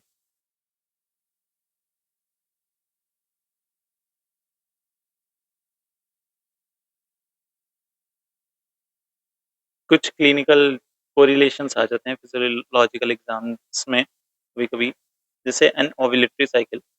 ये क्या होता है? अगर ओव्यूलेशन नहीं होता है तो कॉर्पस ल्यूटियम नहीं बनता है इसमें, इस वाली कंडीशन में। बिना प्रोजेस्टेरॉन के जो एंडोमेट्रियम होता है वो ग्रो होता रहता है अंडर एस्ट्रोजन, तब तक जब तक कि वो आउटग्रोथ ना हो जाए। उसके आउटग्रोथ ब्लड सप्लाई, जो भी ब्लड सप्लाई है उसको आउटग्रोथ कर देता है और शेड होता है इरेगुलरली। ठीक है, तो इसको हम लोग एन ओवुलेटरी साइकिल बोलते हैं। समझ में आ गया ना कि जो भी ओवुलेशन नहीं हो रहा है, कॉर्पस ल्यूटियम नहीं बन रहा है और बिना प्रोजेस्टेरॉन के जो एंडोमेट्रियम होता है वो ग्रो करा जा रहा है अंडर एस्ट्रोजन, जब तक कि वो अपना जो उसकी ब्लड सप्लाई है उसका आउटग्रोथ ना कर दे। और फिर वो उसका वो शेड होता है इरेगुलरली, उसको कोई टाइम पीरियड नहीं होता है। ठीक है, और एक और कंडीशन आती है जिसमें पेल्विक पेन होता है कुछ वीमेन को during ovulation due to the peritoneal irritation. ठीक है, पेरिटोनियल इरिटेशन हो रहा होता है बाय फॉलिकुलर फ्लूइड या फिर ब्लड। ठीक है, इसको मेटल शिमर्स भी बोलते हैं इस कंडीशन को। फिर एक और आता है बेसल बॉडी टेम्परेचर बीबीटी। इसमें जो होता है प्रोजेस्टेरॉन वो थर्मोजेनिक होता है। अगर राइज इन बॉडी इसमें क्या होता है कि राइज इन बॉडी टेम्परेचर होता है from 0.3 degree Celsius to 0.5 degree Celsius after day 14, indicate ये करता है कि ओवुलेशन हो गया है। ठीक है, तो इतनी चीज़ें हैं आपके एग्जाम्स में, एग्जाम पॉइंट ऑफ व्यू से इम्पोर्टेंट। बाकी इसके बाद अपना हम लोग बात करेंगे डिस्क्रिप्शन ऑफ ओवुलेशन। इसको हम लोग थोड़ा डिटेल में देख लेंगे क्योंकि ये अलग से दिया हुआ है वैसे मेंस्ट्रुअल साइकिल के अंदर का, लेकिन अब मेंस्ट्रुअल साइकिल के अलावा भी दिया हुआ है तो इसको हम लोग और अच्छे तरीके से पढ़ते हैं। मेंस्ट्रुअल साइकिल में जितनी चीज़ें आपके लेवल पे इम्पोर्टेंट थी उतनी चीज़ें बता दिया है। इस अब ये भी अगर आप लिखने बैठेंगे तो 4 पेजेज़ में हो जाएगा, बन जाएगा 4 पेजेज़ का। एक डायग्राम बना देंगे, तो आपका ये पूरा मतलब 10 नंबर का यहाँ पे लिख दिया है मैंने। 10 नंबर के नोट्स हैं ये। बाकी 5 नंबर के हिसाब से भी बहुत क्रिस्प भी मैंने चीज़ें लिखी हैं कि प्रोजेस्टेरॉन डोमिनेंस क्या है, यहाँ पे कॉर्पस ल्यूटियम जो ल्यूटियल फेज़ में है उसका क्या मतलब है। तो सारी चीज़ें मतलब हेडिंग वाइज़ करके मैंने लिख दिया। अब हम लोग पढ़ते हैं ओव ओव्यूलेशन की बात। ठीक है? यहाँ पे एक और डायग्राम था, बहुत अच्छा-सा डायग्राम था, मैंने देखा था, मुझे मिला तो मैंने कहा ये भी शेयर कर देते हैं। तो ये वाला डायग्राम भी आप लोग देख के जाइएगा मेंस्ट्रुअल साइकिल का। देखो, यहाँ पे लिखना बहुत ज़्यादा इम्पोर्टेंट नहीं होता है, बट अगर डायग्राम आपने बना दिया है, मेंस्ट्रुअल साइकिल अगर आया, आपने ये वाला डायग्राम बना दिया, इसमें ओवेरियन साइकिल किस तरीके से चल रही है, वो बताया गया है कि किस तरीके से पहले प्राइमरी फॉलिकल था, सेकेंडरी फॉलिकल, इसको हम लोगों ने अभी देखा, ठीक है? उसके अलावा हार्मोन लेवल्स के बारे में बात करी गई कि किस डे पे कौन-सा हार्मोन किस होता है। जैसे 14 डे पे जो होता है वो ये वाला अपना एलएच सर्ज आता है, ठीक है? इसी तरीके से यहाँ पे प्रोजेस्टेरॉन पीक करता है एंडोमेट्रियल लाइनिंग के बनाने के लिए एकदम बढ़िया से, ठीक है? तो बस यही चीज़ें हैं, देख लीजिएगा किस तरीके से क्या है। मेंस्ट्रुअल फेज़ में मेंस्ट्रुएशन हो रहा है, पॉलीक्रेटिव फेज़, फिर सिक्रेटिव फेज़ आ रहा है आपका, ठीक। तो ये दोनों मैंने उससे देखी थी शटरस्टॉक से।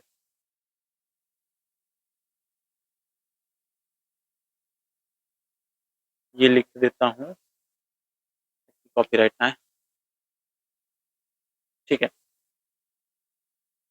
हम लोग बात कर रहे थे अपना ओव्यूलेशन।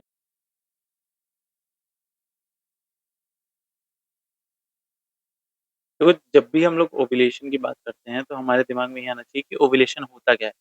तो ओव्यूलेशन एक प्रोसेस होता है जिसमें मैच्योर सेकेंडरी oocyte जो होता है वो रिलीज़ करता है फ्रॉम द ग्राफियन फॉलिकल। अब ये तो अब आपको दिमाग में आने लगा होगा कि अभी आपने ऊपर ही ये सारी चीज़ें पढ़ रखी हैं, तो आपके दिमाग में ये सारी चीज़ें आ रही होंगी कि सेकेंडरी oocyte क्या होता है और प्राइमरी oocyte क्या होता है, किस तरीके से चीज़ें होती हैं। तो ओव्यूलेशन में यही होता है कि सेकेंडरी oocyte जो होता है, वो अपना रिलीज़ होता है फ्रॉम द ग्राफियन फॉलिकल और इसमें बहुत सारे चेंजेस होते हैं, बायोकेमिकल भी होते हैं और स्ट्रक्चरल चेंजेस भी होते हैं। हम लोग यहाँ पे स्टेप बाय स्टेप फिजियोलॉजी पढ़ेंगे ओव्यूलेशन की। तो जो मतलब कह सकते हैं कि इनिशियल हार्मोन ट्रिगर होता है,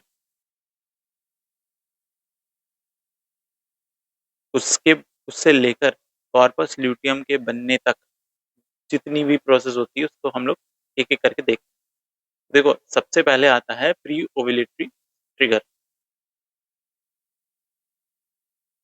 पहला है प्री ओव्यूलेटरी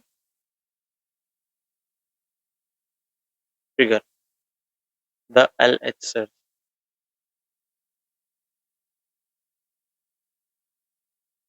अब इसमें क्या होता है कि जो भी एंटायर प्रोसेस होता है वो एक एक तरीके से स्विच की तरह काम करता है कि यार स्विच ऑन हो गया, फीडबैक मैकेनिज्म ऑन हो गया। फीडबैक मैकेनिज्म कौन-सा था अभी हम लोगों ने ऊपर ऊपर पढ़ा था, हाइपोथैलेमिक पिट्यूटरी ओवेरियन एक्सिस, ठीक है?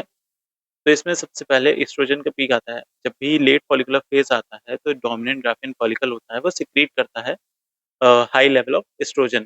तो एक एस्ट्रोजन का पीक आता है उस वक़्त पे। ठीक है? पॉज़िटिव फीडबैक की अगर बात करें तो जब भी एस्ट्रोजन का एकदम थ्रेशोल्ड तक पहुँच जाता है तो वो स्टॉप कर देता है uh, inhibiting and start stimulating the anterior pituitary. वहाँ पे एफएसएच जो था वो उसको रोक देता है। फिर उसकी वजह से एलएच सर्ज हो जाता है। इस जब भी उसने बोला कि एंटीरियर पिट्यूटरी से कि स्टॉप करो इन्हिबिटिंग और स्टार्ट स्टिमुलेटिंग, ठीक है? इस चीज़ें समझ में आ रही होंगी ना कि उसने एंटीरियर पिट्यूटरी से बोला कि इन्हिबिटिंग वाली चीज़ें स्टॉप कर दो और स्टिमुलेटरी इफेक्ट्स जो थे सारे वो स्टिमुलेट कर दो। उसने स्टिमुलेट कर दिया एंटीरियर पिट्यूटरी को जो भी एस्ट्रोजन था। तो ये जो पॉजिटिव फीडबैक था उसकी वजह से एलएच सर्ज हो गया।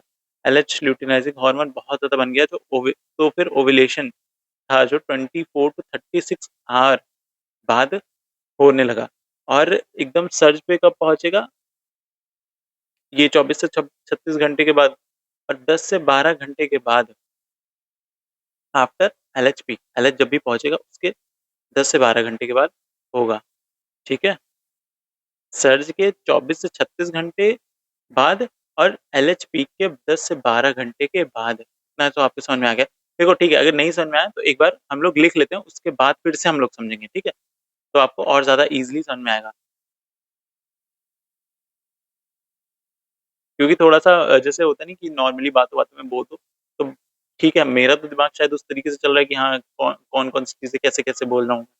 बट सामने वाले को इतनी स्पीड से कैच करने में थोड़ी-सी दिक्कत हो सकती है, तो उसके लिए हम लोग लिख लेते हैं, उसके बाद फिर से हम लोग इसी प्रोसेस को दोबारा देखेंगे, ठीक है? इसमें क्या होता है, सबसे पहले आता है एस्ट्रोजन पीक, कैसे आता है? तो देखो, फेज़ कौन-सा होता है? In the late follicular phase.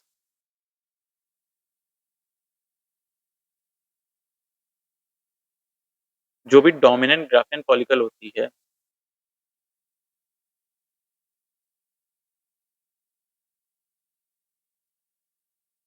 Graafian follicle है, वो सिक्रीट करती है लार्ज अमाउंट ऑफ 17 बीटा एस्ट्रेडायल, जिसको हम लोग एस्ट्रोजन बोल रहे हैं, ठीक है?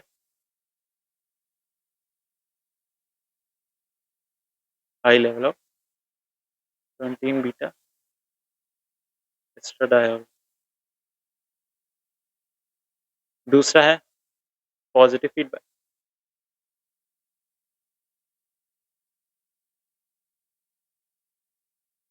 तो इसमें क्या है, जब भी एस्ट्रोजन का लेवल व्हेन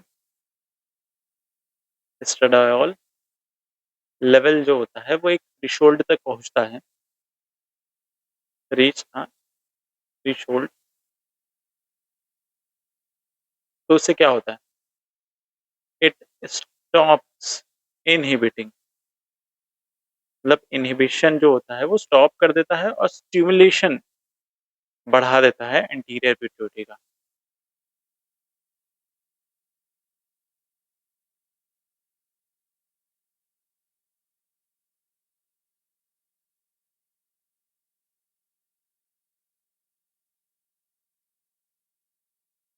एंटीरियर पिट्यूटरी, फिर सी अपना आ जाता है एलएच सेल्स। तो ये सारी जो चीजें हो रही थी, इसकी वजह से this results in massive burst of LH hormone, massive burst of LH luteinizing hormone.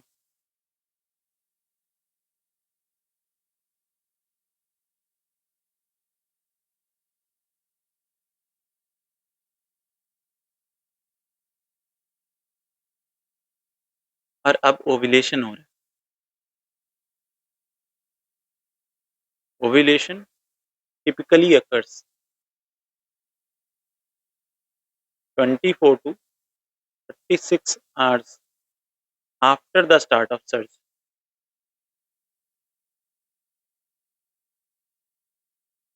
and 10 to 12 hours after the LH peak। ठीक है, इतनी चीजें समझ में आ गई। एक बार फिर से देख लेते हैं, प्री ओव्यूलेटरी ट्रिगर की हम लोग बात कर रहे थे, जिसमें एलएच सर्ज होता है। एलएच सर्ज एक बहुत इंपॉर्टेंट अपना पॉइंट होता है, चेक पॉइंट होता है। इसमें क्या होता है, सबसे पहले एस्ट्रोजन का पीक आता है। हम लोग ओव्यूलेशन की बात करें, ये ध्यान रखिएगा। एस्ट्रोजन का जब भी पीक आएगा, तो क्या हो गया, लेट फॉलिकुलर फेज में। अब हम लोग इसको डायग्राम से भी समझ सकते हैं, क्योंकि हमारे पास डायग्राम है। तो जब भी लेट फॉलिकुलर फेज है, ये लेट फॉलिकुलर फेज में जब एस्ट्रोजन का यहाँ पे सर्ज आने लगा, देखो दिख रहा होगा ना, जब भी आने लगा,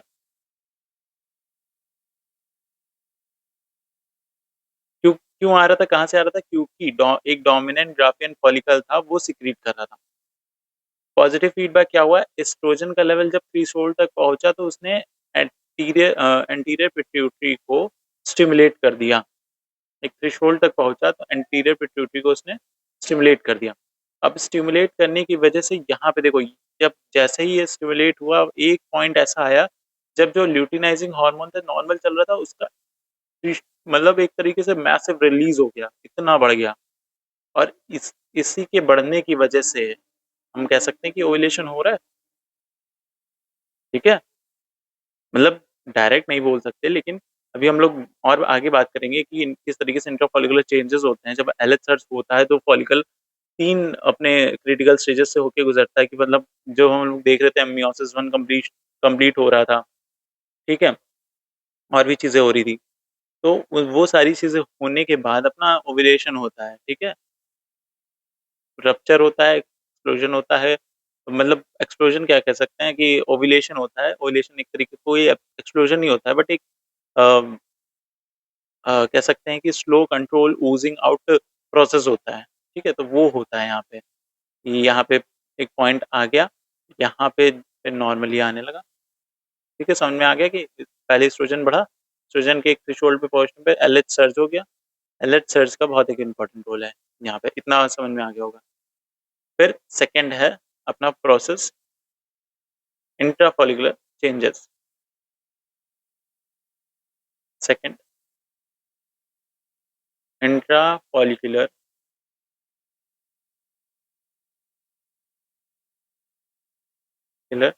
चेंजेस,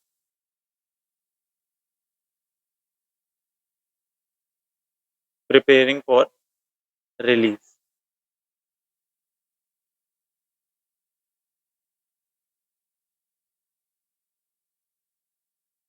लिख लेते हैं, once the LH surge occur,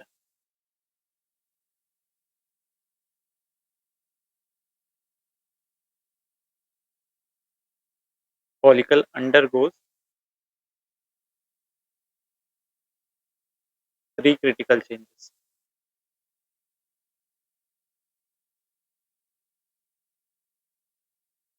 A. Completion of meiosis 1. इसलिए मैं इतना स्लो चल रहा हूँ कि ऐसा ना हो कि कंफ्यूज हो जाए आप, ठीक है? Completion of meiosis 1। तो जो LH सर्ज था वो ओवरराइड करता है, ओवरराइड्स द oocyte मैचुरेशन, कि मतलब उधर oocyte मैचुरेशन इनहिबिटर जो था वो चल रहा था और इधर LH सर्ज हो रहा था।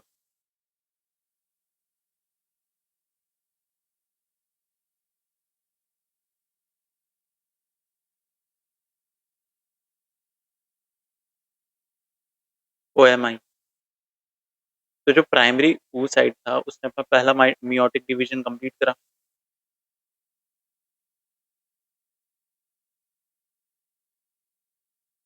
ठीक है? कि जो भी अपना कौन क्या चीज़ रिस्पॉन्सिबल था?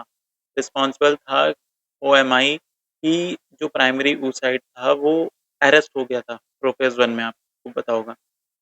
प्रोफेज़ 1 में अपना अरेस्ट हो गया था, तो ये वाला जो कह सकते हैं क्या कहते हैं कि इन्हिबिटर है उसको इसने ओवरराइड कर दिया। ओवरराइड कर दिया मतलब उसको दबा दिया एक तरीके से। दबाने की वजह से जो प्राइमरी अ, oocyte था, ठीक है? प्राइमरी oocyte था उसने अपना पहला meiotic डिवीजन कंप्लीट कर लिया।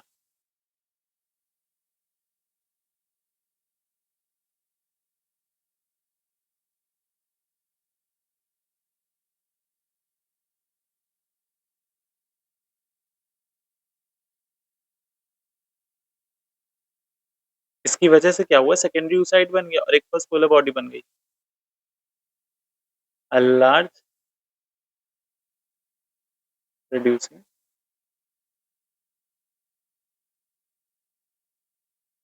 A large secondary oocyte 23x, second a small polar body, small first polar body जो आगे चल के रीजनरेट हो जाती है। अब देखो जो oocyte था वो meiosis सेकंड के अंदर एंटर कर दिया, लेकिन अब वो अरेस्ट हो गया मेटाफेज 2 पे, जहाँ पे मेटाफेज 2 पे हो गया, उसके बाद तब तक वो वहाँ पे अरेस्ट रहेगा जब तक कि फर्टिलाइजेशन नहीं हो जाता। फर्टिलाइजेशन के बाद वो अपना नॉर्मल होता है, आगे बढ़ता है, ठीक है? आगे चल के ज़ायगोट फॉर्मेशन होता है। The oocyte then enters meiosis 2 and arrest in metaphase 2,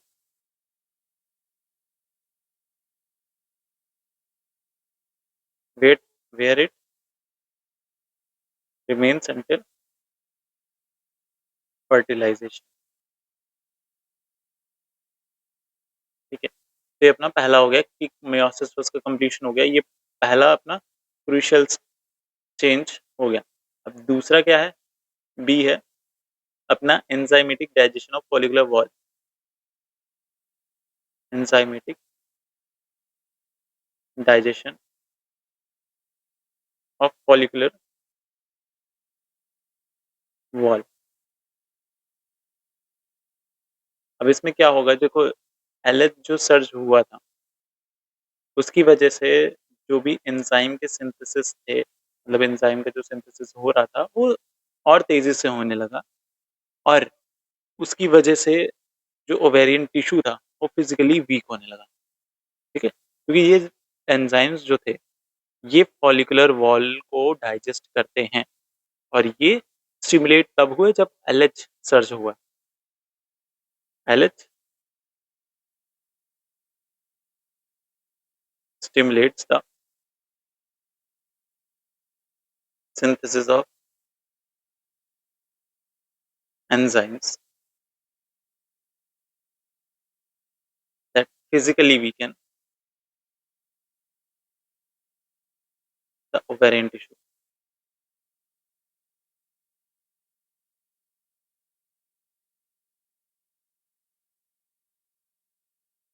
इसमें भी इसके अंदर आता है प्लाज्मिनोजन एक्टिवेटर। प्लाज्मिनोजन एक्टिवेटर में क्या मतलब, यहाँ पे क्या काम हो रहा है कि प्लाज्मिनोजन जो है वो प्लाज्मिन में एक्टिवेट हो गया, और वो आगे चल के एक्टिवेट करता है कोलेजिनेज को। कोलेजिनेज का क्या काम क्या होता है कि वो कोलेजन फाइबर्स जो होता है थीक एक्सटर्ना के और ट्यूनिका एल्बुजिनिया के, ट्यूनिका एल्बुजिनिया क्या था, आउटर कैप्सूल था ओवरी का, याद होगा, वो अपना ब्रेक डाउन करवाता है उसके कोलेजन फाइबर्स को। ठीक है, यहाँ पे प्लाज्मिनोजन था उसको एक्टिवेट करा देंगे, चलो करवाते हैं। Plasminogen activator converts plasminogen to plasmin which then activates collagenase। Second है कोलेजिनेज,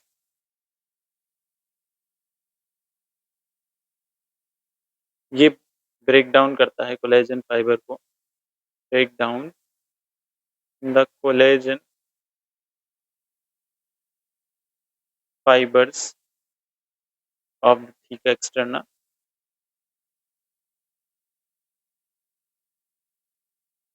and the tunica albuginea. Tunica albuginea क्या था, outer capsule of ovary.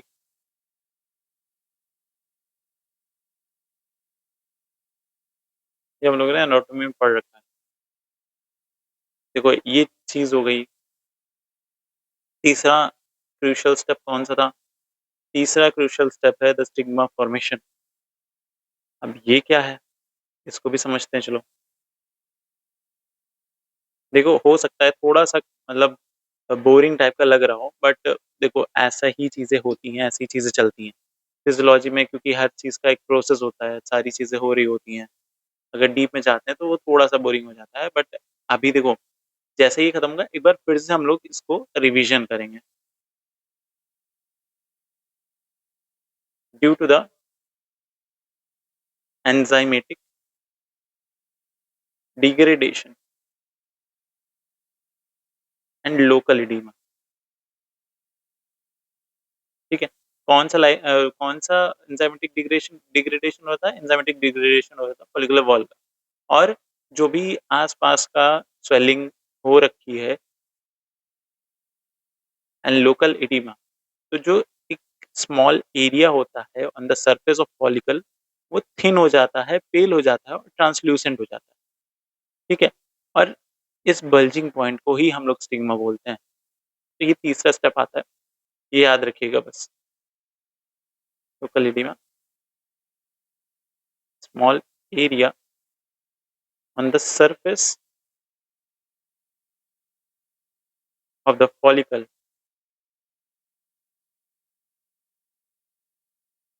becomes thin, pale, and translucent.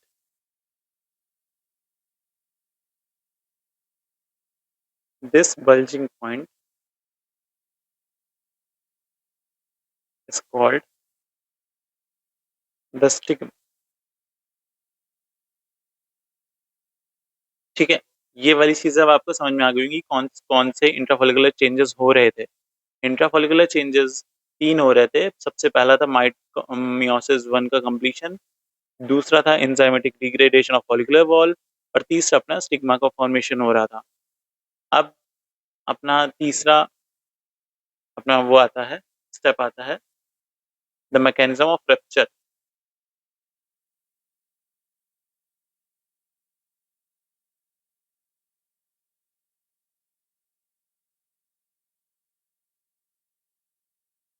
अब ये कैसे होता है?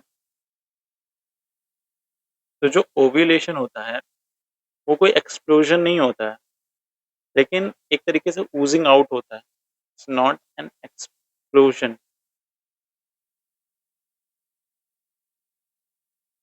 caused by high pressure.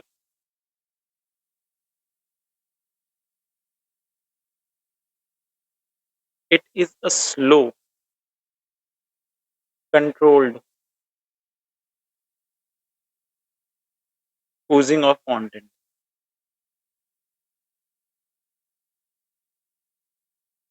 अब सबसे पहला पॉइंट आता है इसमें prostaglandin release.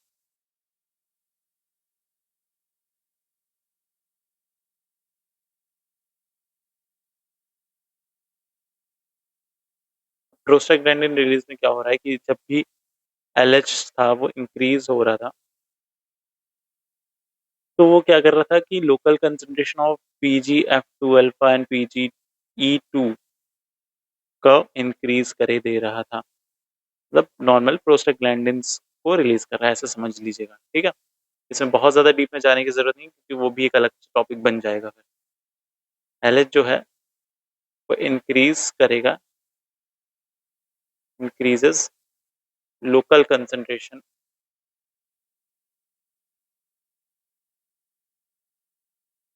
Of prostaglandin PGF two alpha and prostaglandin and PGE two. दूसरा है smooth muscle contraction. Smooth muscles का कॉन्ट्रैक्शन होगा,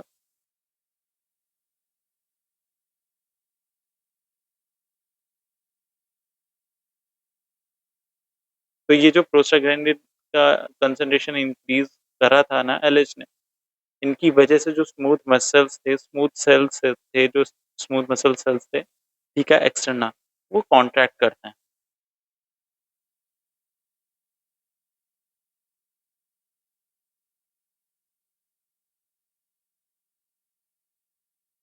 cause the smooth muscle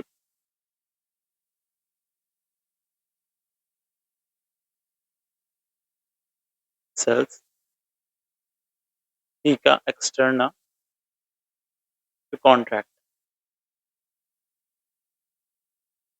Third stage is our rupture. The rupture.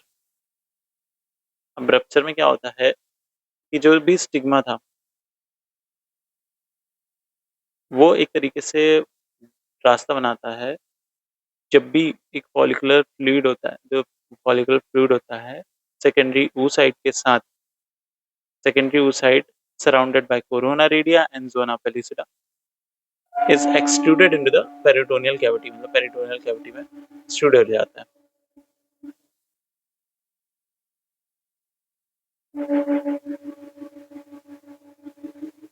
Train आ गई है, देख रहे हैं कितना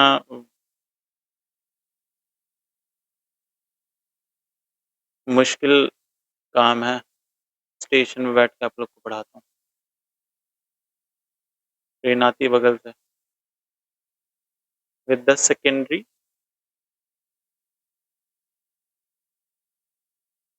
oocyte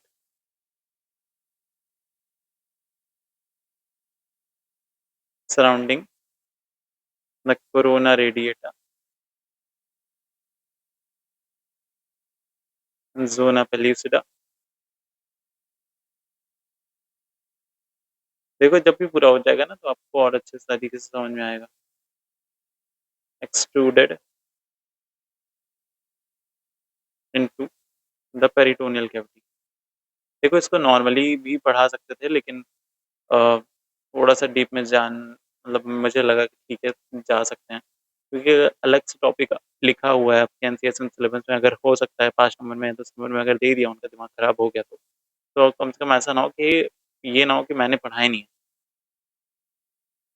एनाटॉमी में चलो मैंने मेन मेन चीज़ें पढ़ा रखी हैं, लेकिन फिजियोलॉजी में मैंने सारी चीज़ें पढ़ाई हैं जो भी आपके लेवल पे हैं।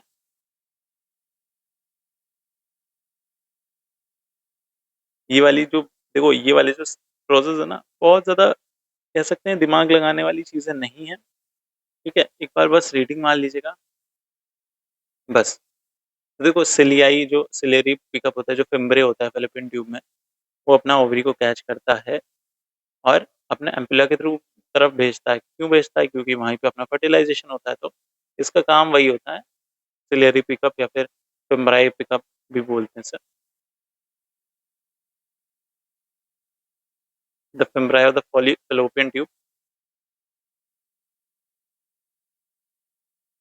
एक तो रात में ऐसे बनाओ ना वीडियो, बहुत ज़्यादा ऐसे थका लगने लगता है, पूरे दिन का हो जाता है। लेकिन हाँ, ये बोला है कि 20 तारीख से पहले ला दूंगा कंटेंट, पर ले आएंगे इट टूवर्ड द एम्पुला। ठीक है, अब चौथा और एंड पॉइंट आता है अपना।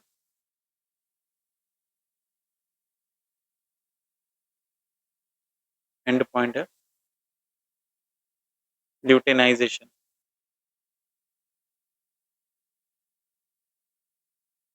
अब इसमें क्या होता है, ये जो प्रोसेस होता है ये एंड करता है with the transformation of empty follicle. ठीक है, the process ends with the transformation of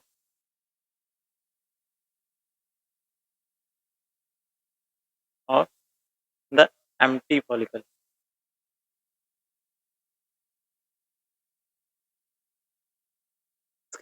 इसके अंदर कुछ पॉइंट्स हैं, जैसे पहला है ए कॉर्पस हिमोरेजिसम।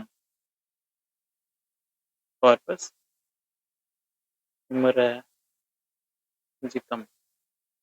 ठीक है,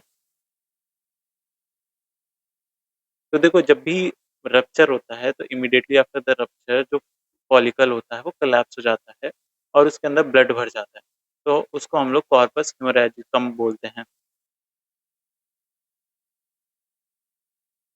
immediately after the rupture the follicle collapse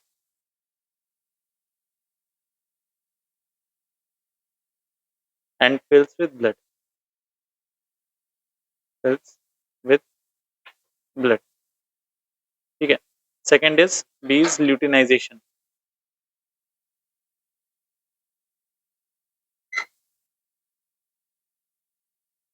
अब यहाँ पे हम लोग को पता है कि एलएच था, तो कॉन्टिन्यूस इन्फ्लुएंस ऑफ एलएच के अंडर जो रिमेनिंग ग्रैनुलोसा और थीका सेल होते हैं वो मल्टीप्लाई होते हैं और क्या स्टोर करते हैं, फैट्स को या फिर लिपिड्स को,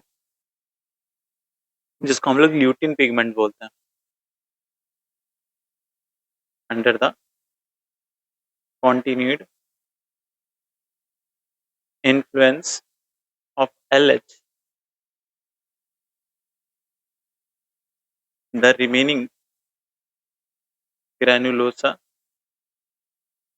and theca cells multiply and store lipids, जिसको हम लोग ल्यूटिन पिगमेंट्स बोल रहे हैं। अपना आखिरी है सी कॉर्पस ल्यूटियम। अब देखो इसको हम लोग येलो बॉडी बोल रहे हैं। ये एकदम टेम्परेरी एंडोक्राइन ग्लैंड की तरह काम करता है, एक high amount of progesterone secret करता है और यूट्रस को प्रिपेयर करता है प्रेगनेंसी को। ये नॉर्मल सी बात है, सबको पता है।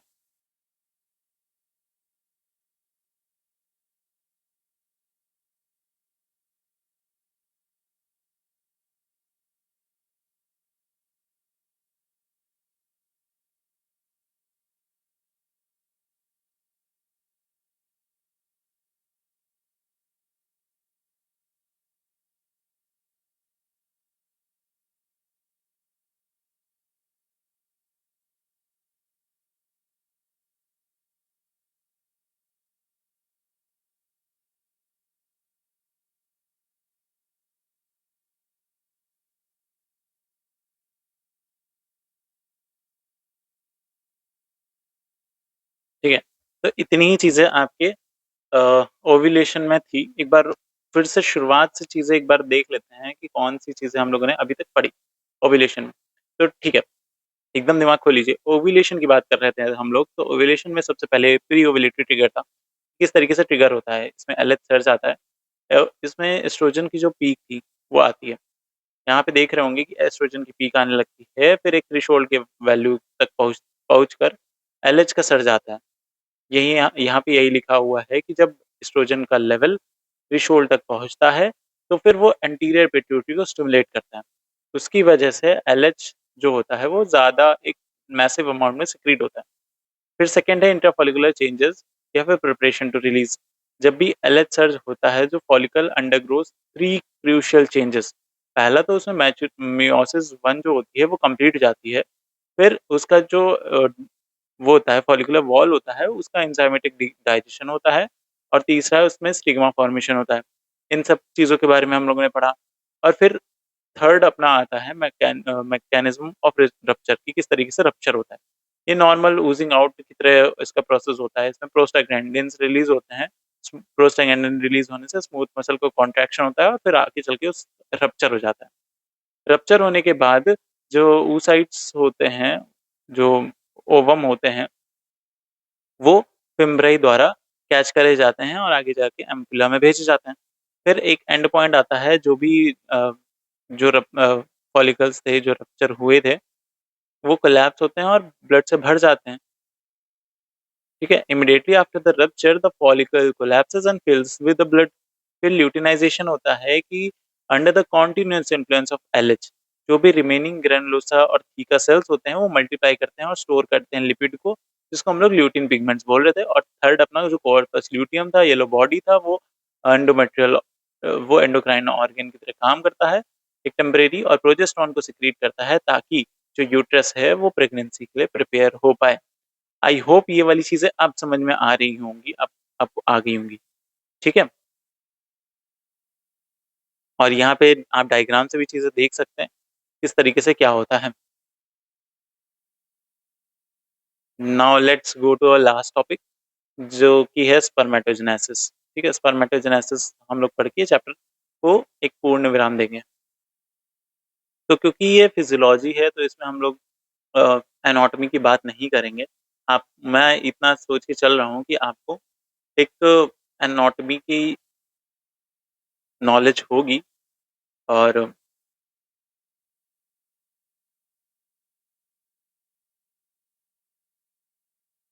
हम लोग बात करने वाले हैं स्पर्मेटोजेनेसिस के बारे में, कि किस तरीके से स्पर्म का फॉर्मेशन होता है।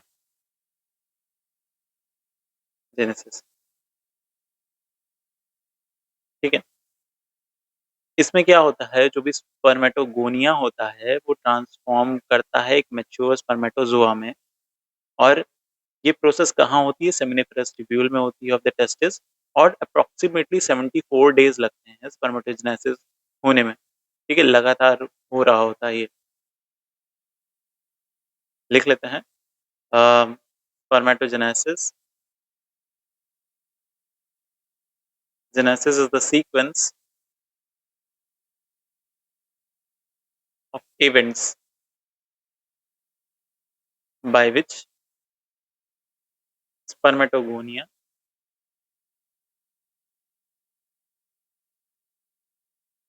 are transformed into mature spermatozoa। ठीक है, ये कहाँ होती है? Process occur with in seminiferous tubule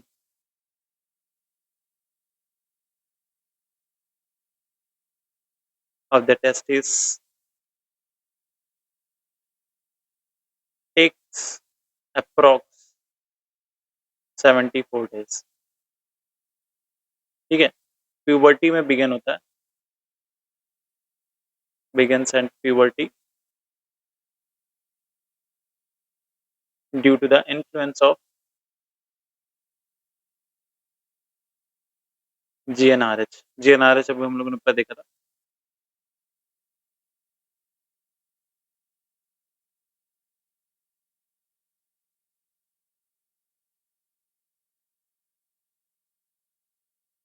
ठीक है, अब मैं इतना सोच के चल रहा हूँ कि आपको सर्टोली सेल्स तो मालूम ही होगा कि वो जो लार्ज नर्सिंग सेल्स थे, वो एक तरीके से स्ट्रक्चर सपोर्ट और न्यूट्रिशन प्रोवाइड कर रहे थे, तो सिक्रीट कर रहे थे एंड्रोजन बाइंडिंग प्रोटीन को और इनहिबिन को।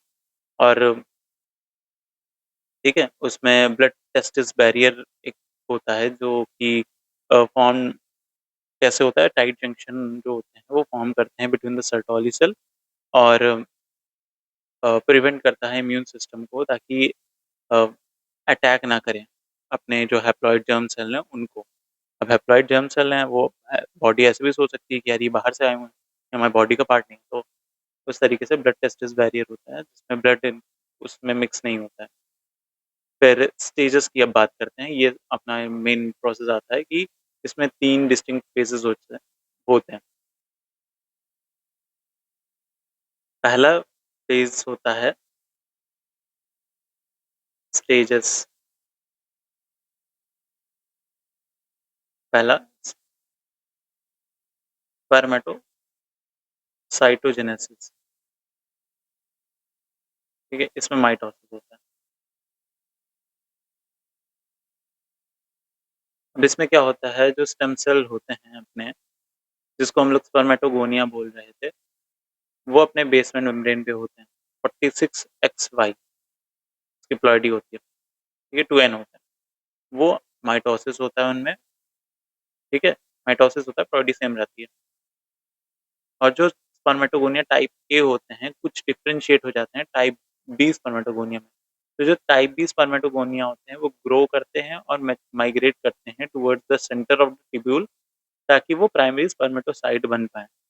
ठीक है, वो भी माइटोसिस से ही होता है। ठीक है, लिख लेते हैं, 10 cells called spermatogonia type A। इसमें 2 टाइप होते हैं ना, type A type B. resides on the basement membrane,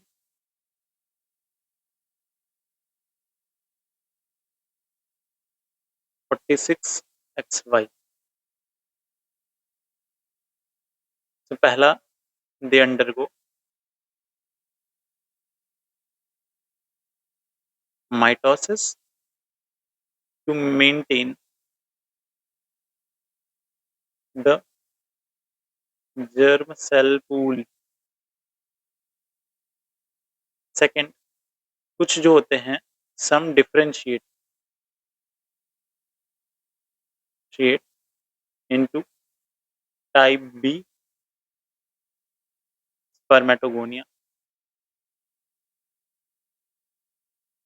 third is type B spermatogonia grow करते हैं और migrate toward the centre of the tubule to become primary spermatocyte.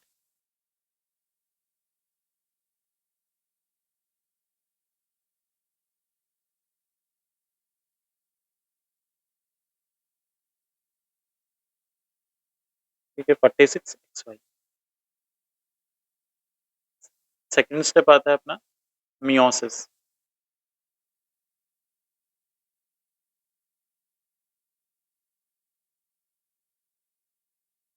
ये वही आपका जो भी एनसीईआरटी में पढ़ा है, उसी का ही एक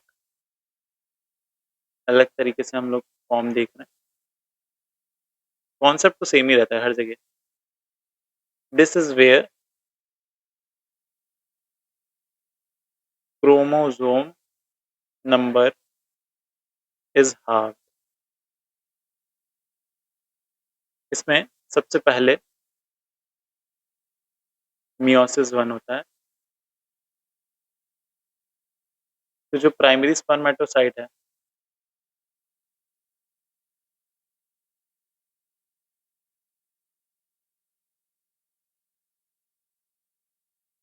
that undergoes the first meiotic division to form two secondary spermatocyte। इसकी जो प्लॉइडी होती है वो एन हो जाती है।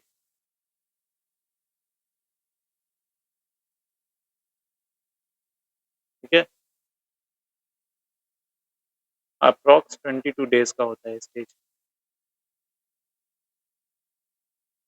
फिर सेकेंड अपना आ जाता है मियोसिस 2।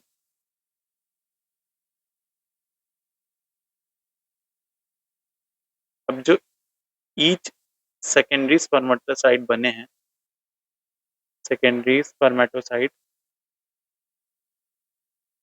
को अब डिवाइड करते हैं। Divide again to form 4 haploid spermatid.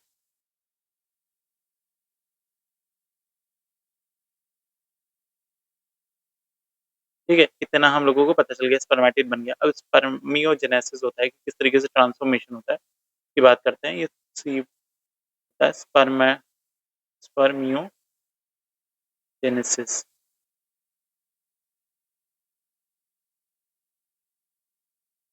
Transformation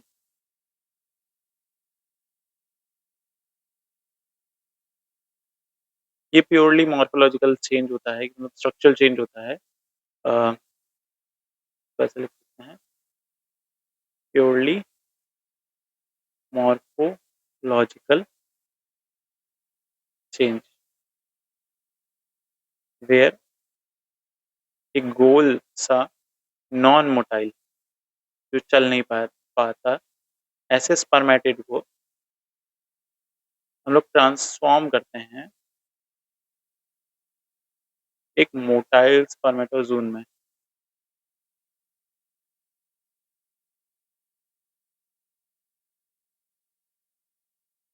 कोई भी फर्दर यहाँ पे सेल डिवीजन नहीं हो रही होती, इसका इस चीज का ध्यान रखिएगा। इसमें और कुछ पॉइंट्स आते हैं, जैसे कि acrosome formation. Acrosome formation, acrosome बनता है गोल्गी एपरेटस से, आपको पता होगा, डिराइव्ड फ्रॉम गोल्गी एपरेटस।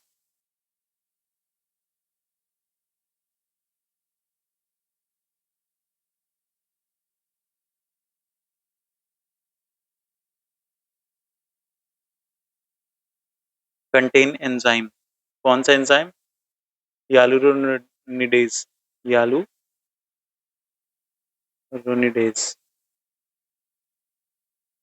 ठीक है, ताकि ओवम को पेनिट्रेट कर पाए।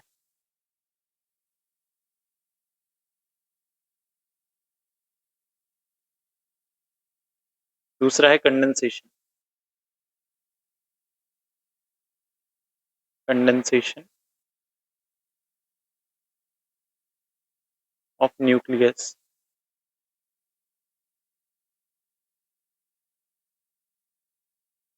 तो जो जेनेटिक मटेरियल होता है वो हाईली कॉम्पैक्ट हो जाता है।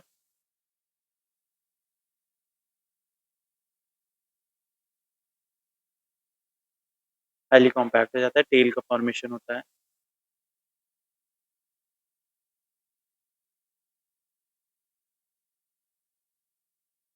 तो जो सेंट्रियोल होते हैं, the centriole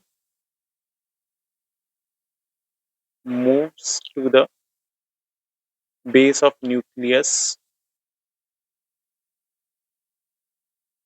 and form the flagellum. Fourth is mitochondrial spiral.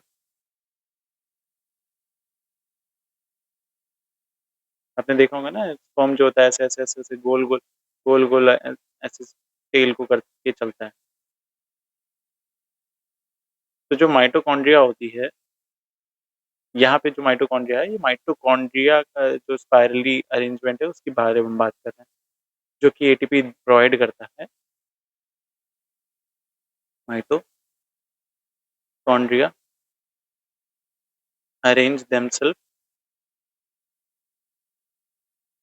in the middle piece to provide ATP for motility.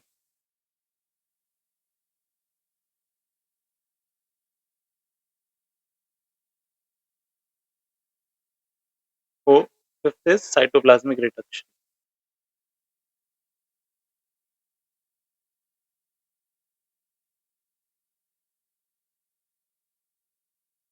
ठीक है, जो एक्सेस साइटोप्लाज्म होता है वो खत्म हो जाता है।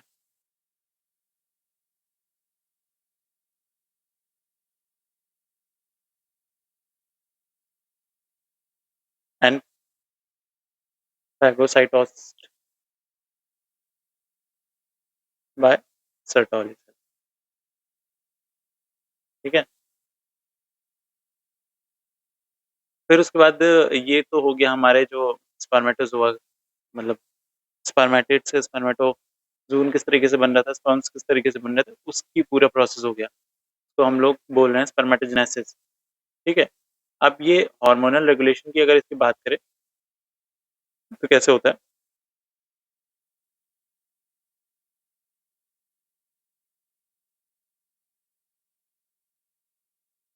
हार्मोनल कंट्रोल, देखो इसमें पहला तो जीएनआरएच आ जाता है। जीएनआरएच जो होता है वो पल्सेटरी मैथड मतलब टाइप से रिलीज होता है hypothalamus में। ठीक है, और फिर वो एंटीरियर पिट्यूटरी को स्टिमुलेट करता है, एफएसएच और एलएच रिलीज होता है। एक जीएनआरएच हो गया, एफएसएच, तीसरा एलएच और चौथा टेस्टोस्टेरोन।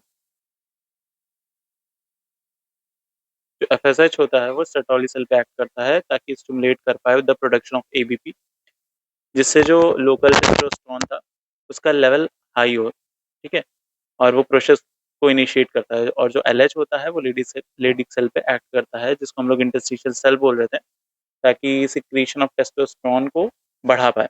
और बाकी टेस्टोस्टेरोन तो होता ही essential for growth and division of germ cell. ठीक है, इतनी सारी चीज़ें हैं। बाकी कुछ कुछ फैक्टर्स होते हैं जो कि रिस्पॉन्सिबल होते हैं स्पर्मेटोजेनेसिस के, जैसे कि टेम्परेचर हो गया, पीएच हो गया और इनिबिन हो गया। इनिबिन जो होता है वो सर्टोली सेल के द्वारा सिक्रीट होता है तो जब भी स्पर्म काउंट हाई होता है, ताकि एक तरीके से मतलब एक तरीके से नेगेटिव फीडबैक बनाता है। ठीक है, इतनी चीज़ें हैं। हम लोग को पता है कि किस तरीके से साइट जो होता है स्पर्मेटोजेनेसिस का सेमिनिफरस ट्यूब्यूल होता है, ड्यूरेशन अप्रॉक्स 74 डेज होता है। कौन से स्टार्टिंग सेल होते हैं अपने स्पर्मेटोगोनियम, उसमें 46 क्रोमोसोम थे। एंड सेल अपना स्पर्मेटोजून था जिसमें 23 क्रोमोसोम थे। की हार्मोन्स एफएसएच, एलएच और टेस्टोस्टेरोन थे। आई होप ये सारी चीज़ें आपको समझ में आ गई होंगी। वैसे भी बहुत ज़्यादा इसमें अलग सी चीज़ें नहीं आई थी, जो नीट वाली चीज़ें थी उतनी ही थी, बस थोड़ी सी चीज़ें यहाँ पे डीप में थी। और आपके एनसीएसएम सिलेबस में इतनी ही चीज़ें हैं। बाकी यहाँ पे मैं एक फ़ोटो इमेज लगा देता हूँ। तो यहाँ पे मैंने फ़ोटो लगा दी है प्रोसेस ऑफ स्पर्मेटोजेनेसिस की, आप एक बार देख सकते हैं। कोई चीज़ ना समझ में आए तो एक बार कमेंट सेक्शन में पूछ सकते हैं। नॉर्मल सी चीज़ें हैं कि सबसे पहले स्पर्मेटोगोनियम था, उसके बाद प्राइमरी स्पर्मेटोसाइट बना, पहला मियोसिस डिवीजन हुआ तो सेकंड स्पर्मेटोसाइट बना, फिर सेकंड मियोसिस डिवीजन हुआ तो स्पर्मेटिड बना, फिर स्पर्मियोजेनेसिस के प्रोसेस के थ्रू जो राउंड राउंड था वो अपना स्पर्म का पूरा स्पर्म सेल बना दिया। तो इतनी चीज़ें थी। This is all about today's video. और इसमें सारी चीज़ें जो आपके सिलेबस में दी हुई थी, सारी चीज़ें हम लोग ने कवर करी हैं। इसके अलावा भी कुछ अगर चीज़ें हैं तो आप बुक से देख सकते हैं। आपके एग्ज़ाम पॉइंट ऑफ व्यू या फिर आपके सिलेबस में जितनी चीज़ें थी उतनी मैंने चीज़ें कवर करवा दी हैं। बाकी इसी तरीके से पढ़ाई करते रहिए, मज़े करते रहिए। मिलते हैं आपसे नेक्स्ट वीडियो में और ये सीरीज़ खत्म होने वाली है और कांग्रेचुलेशंस टू यू कि आप इतने लास्ट तक पहुँच रहे हैं और मिलते हैं आपसे नेक्स्ट वीडियो में। पढ़ाई करते रहिए, मज़े करते रहिए। टाटा, बाय-बाय।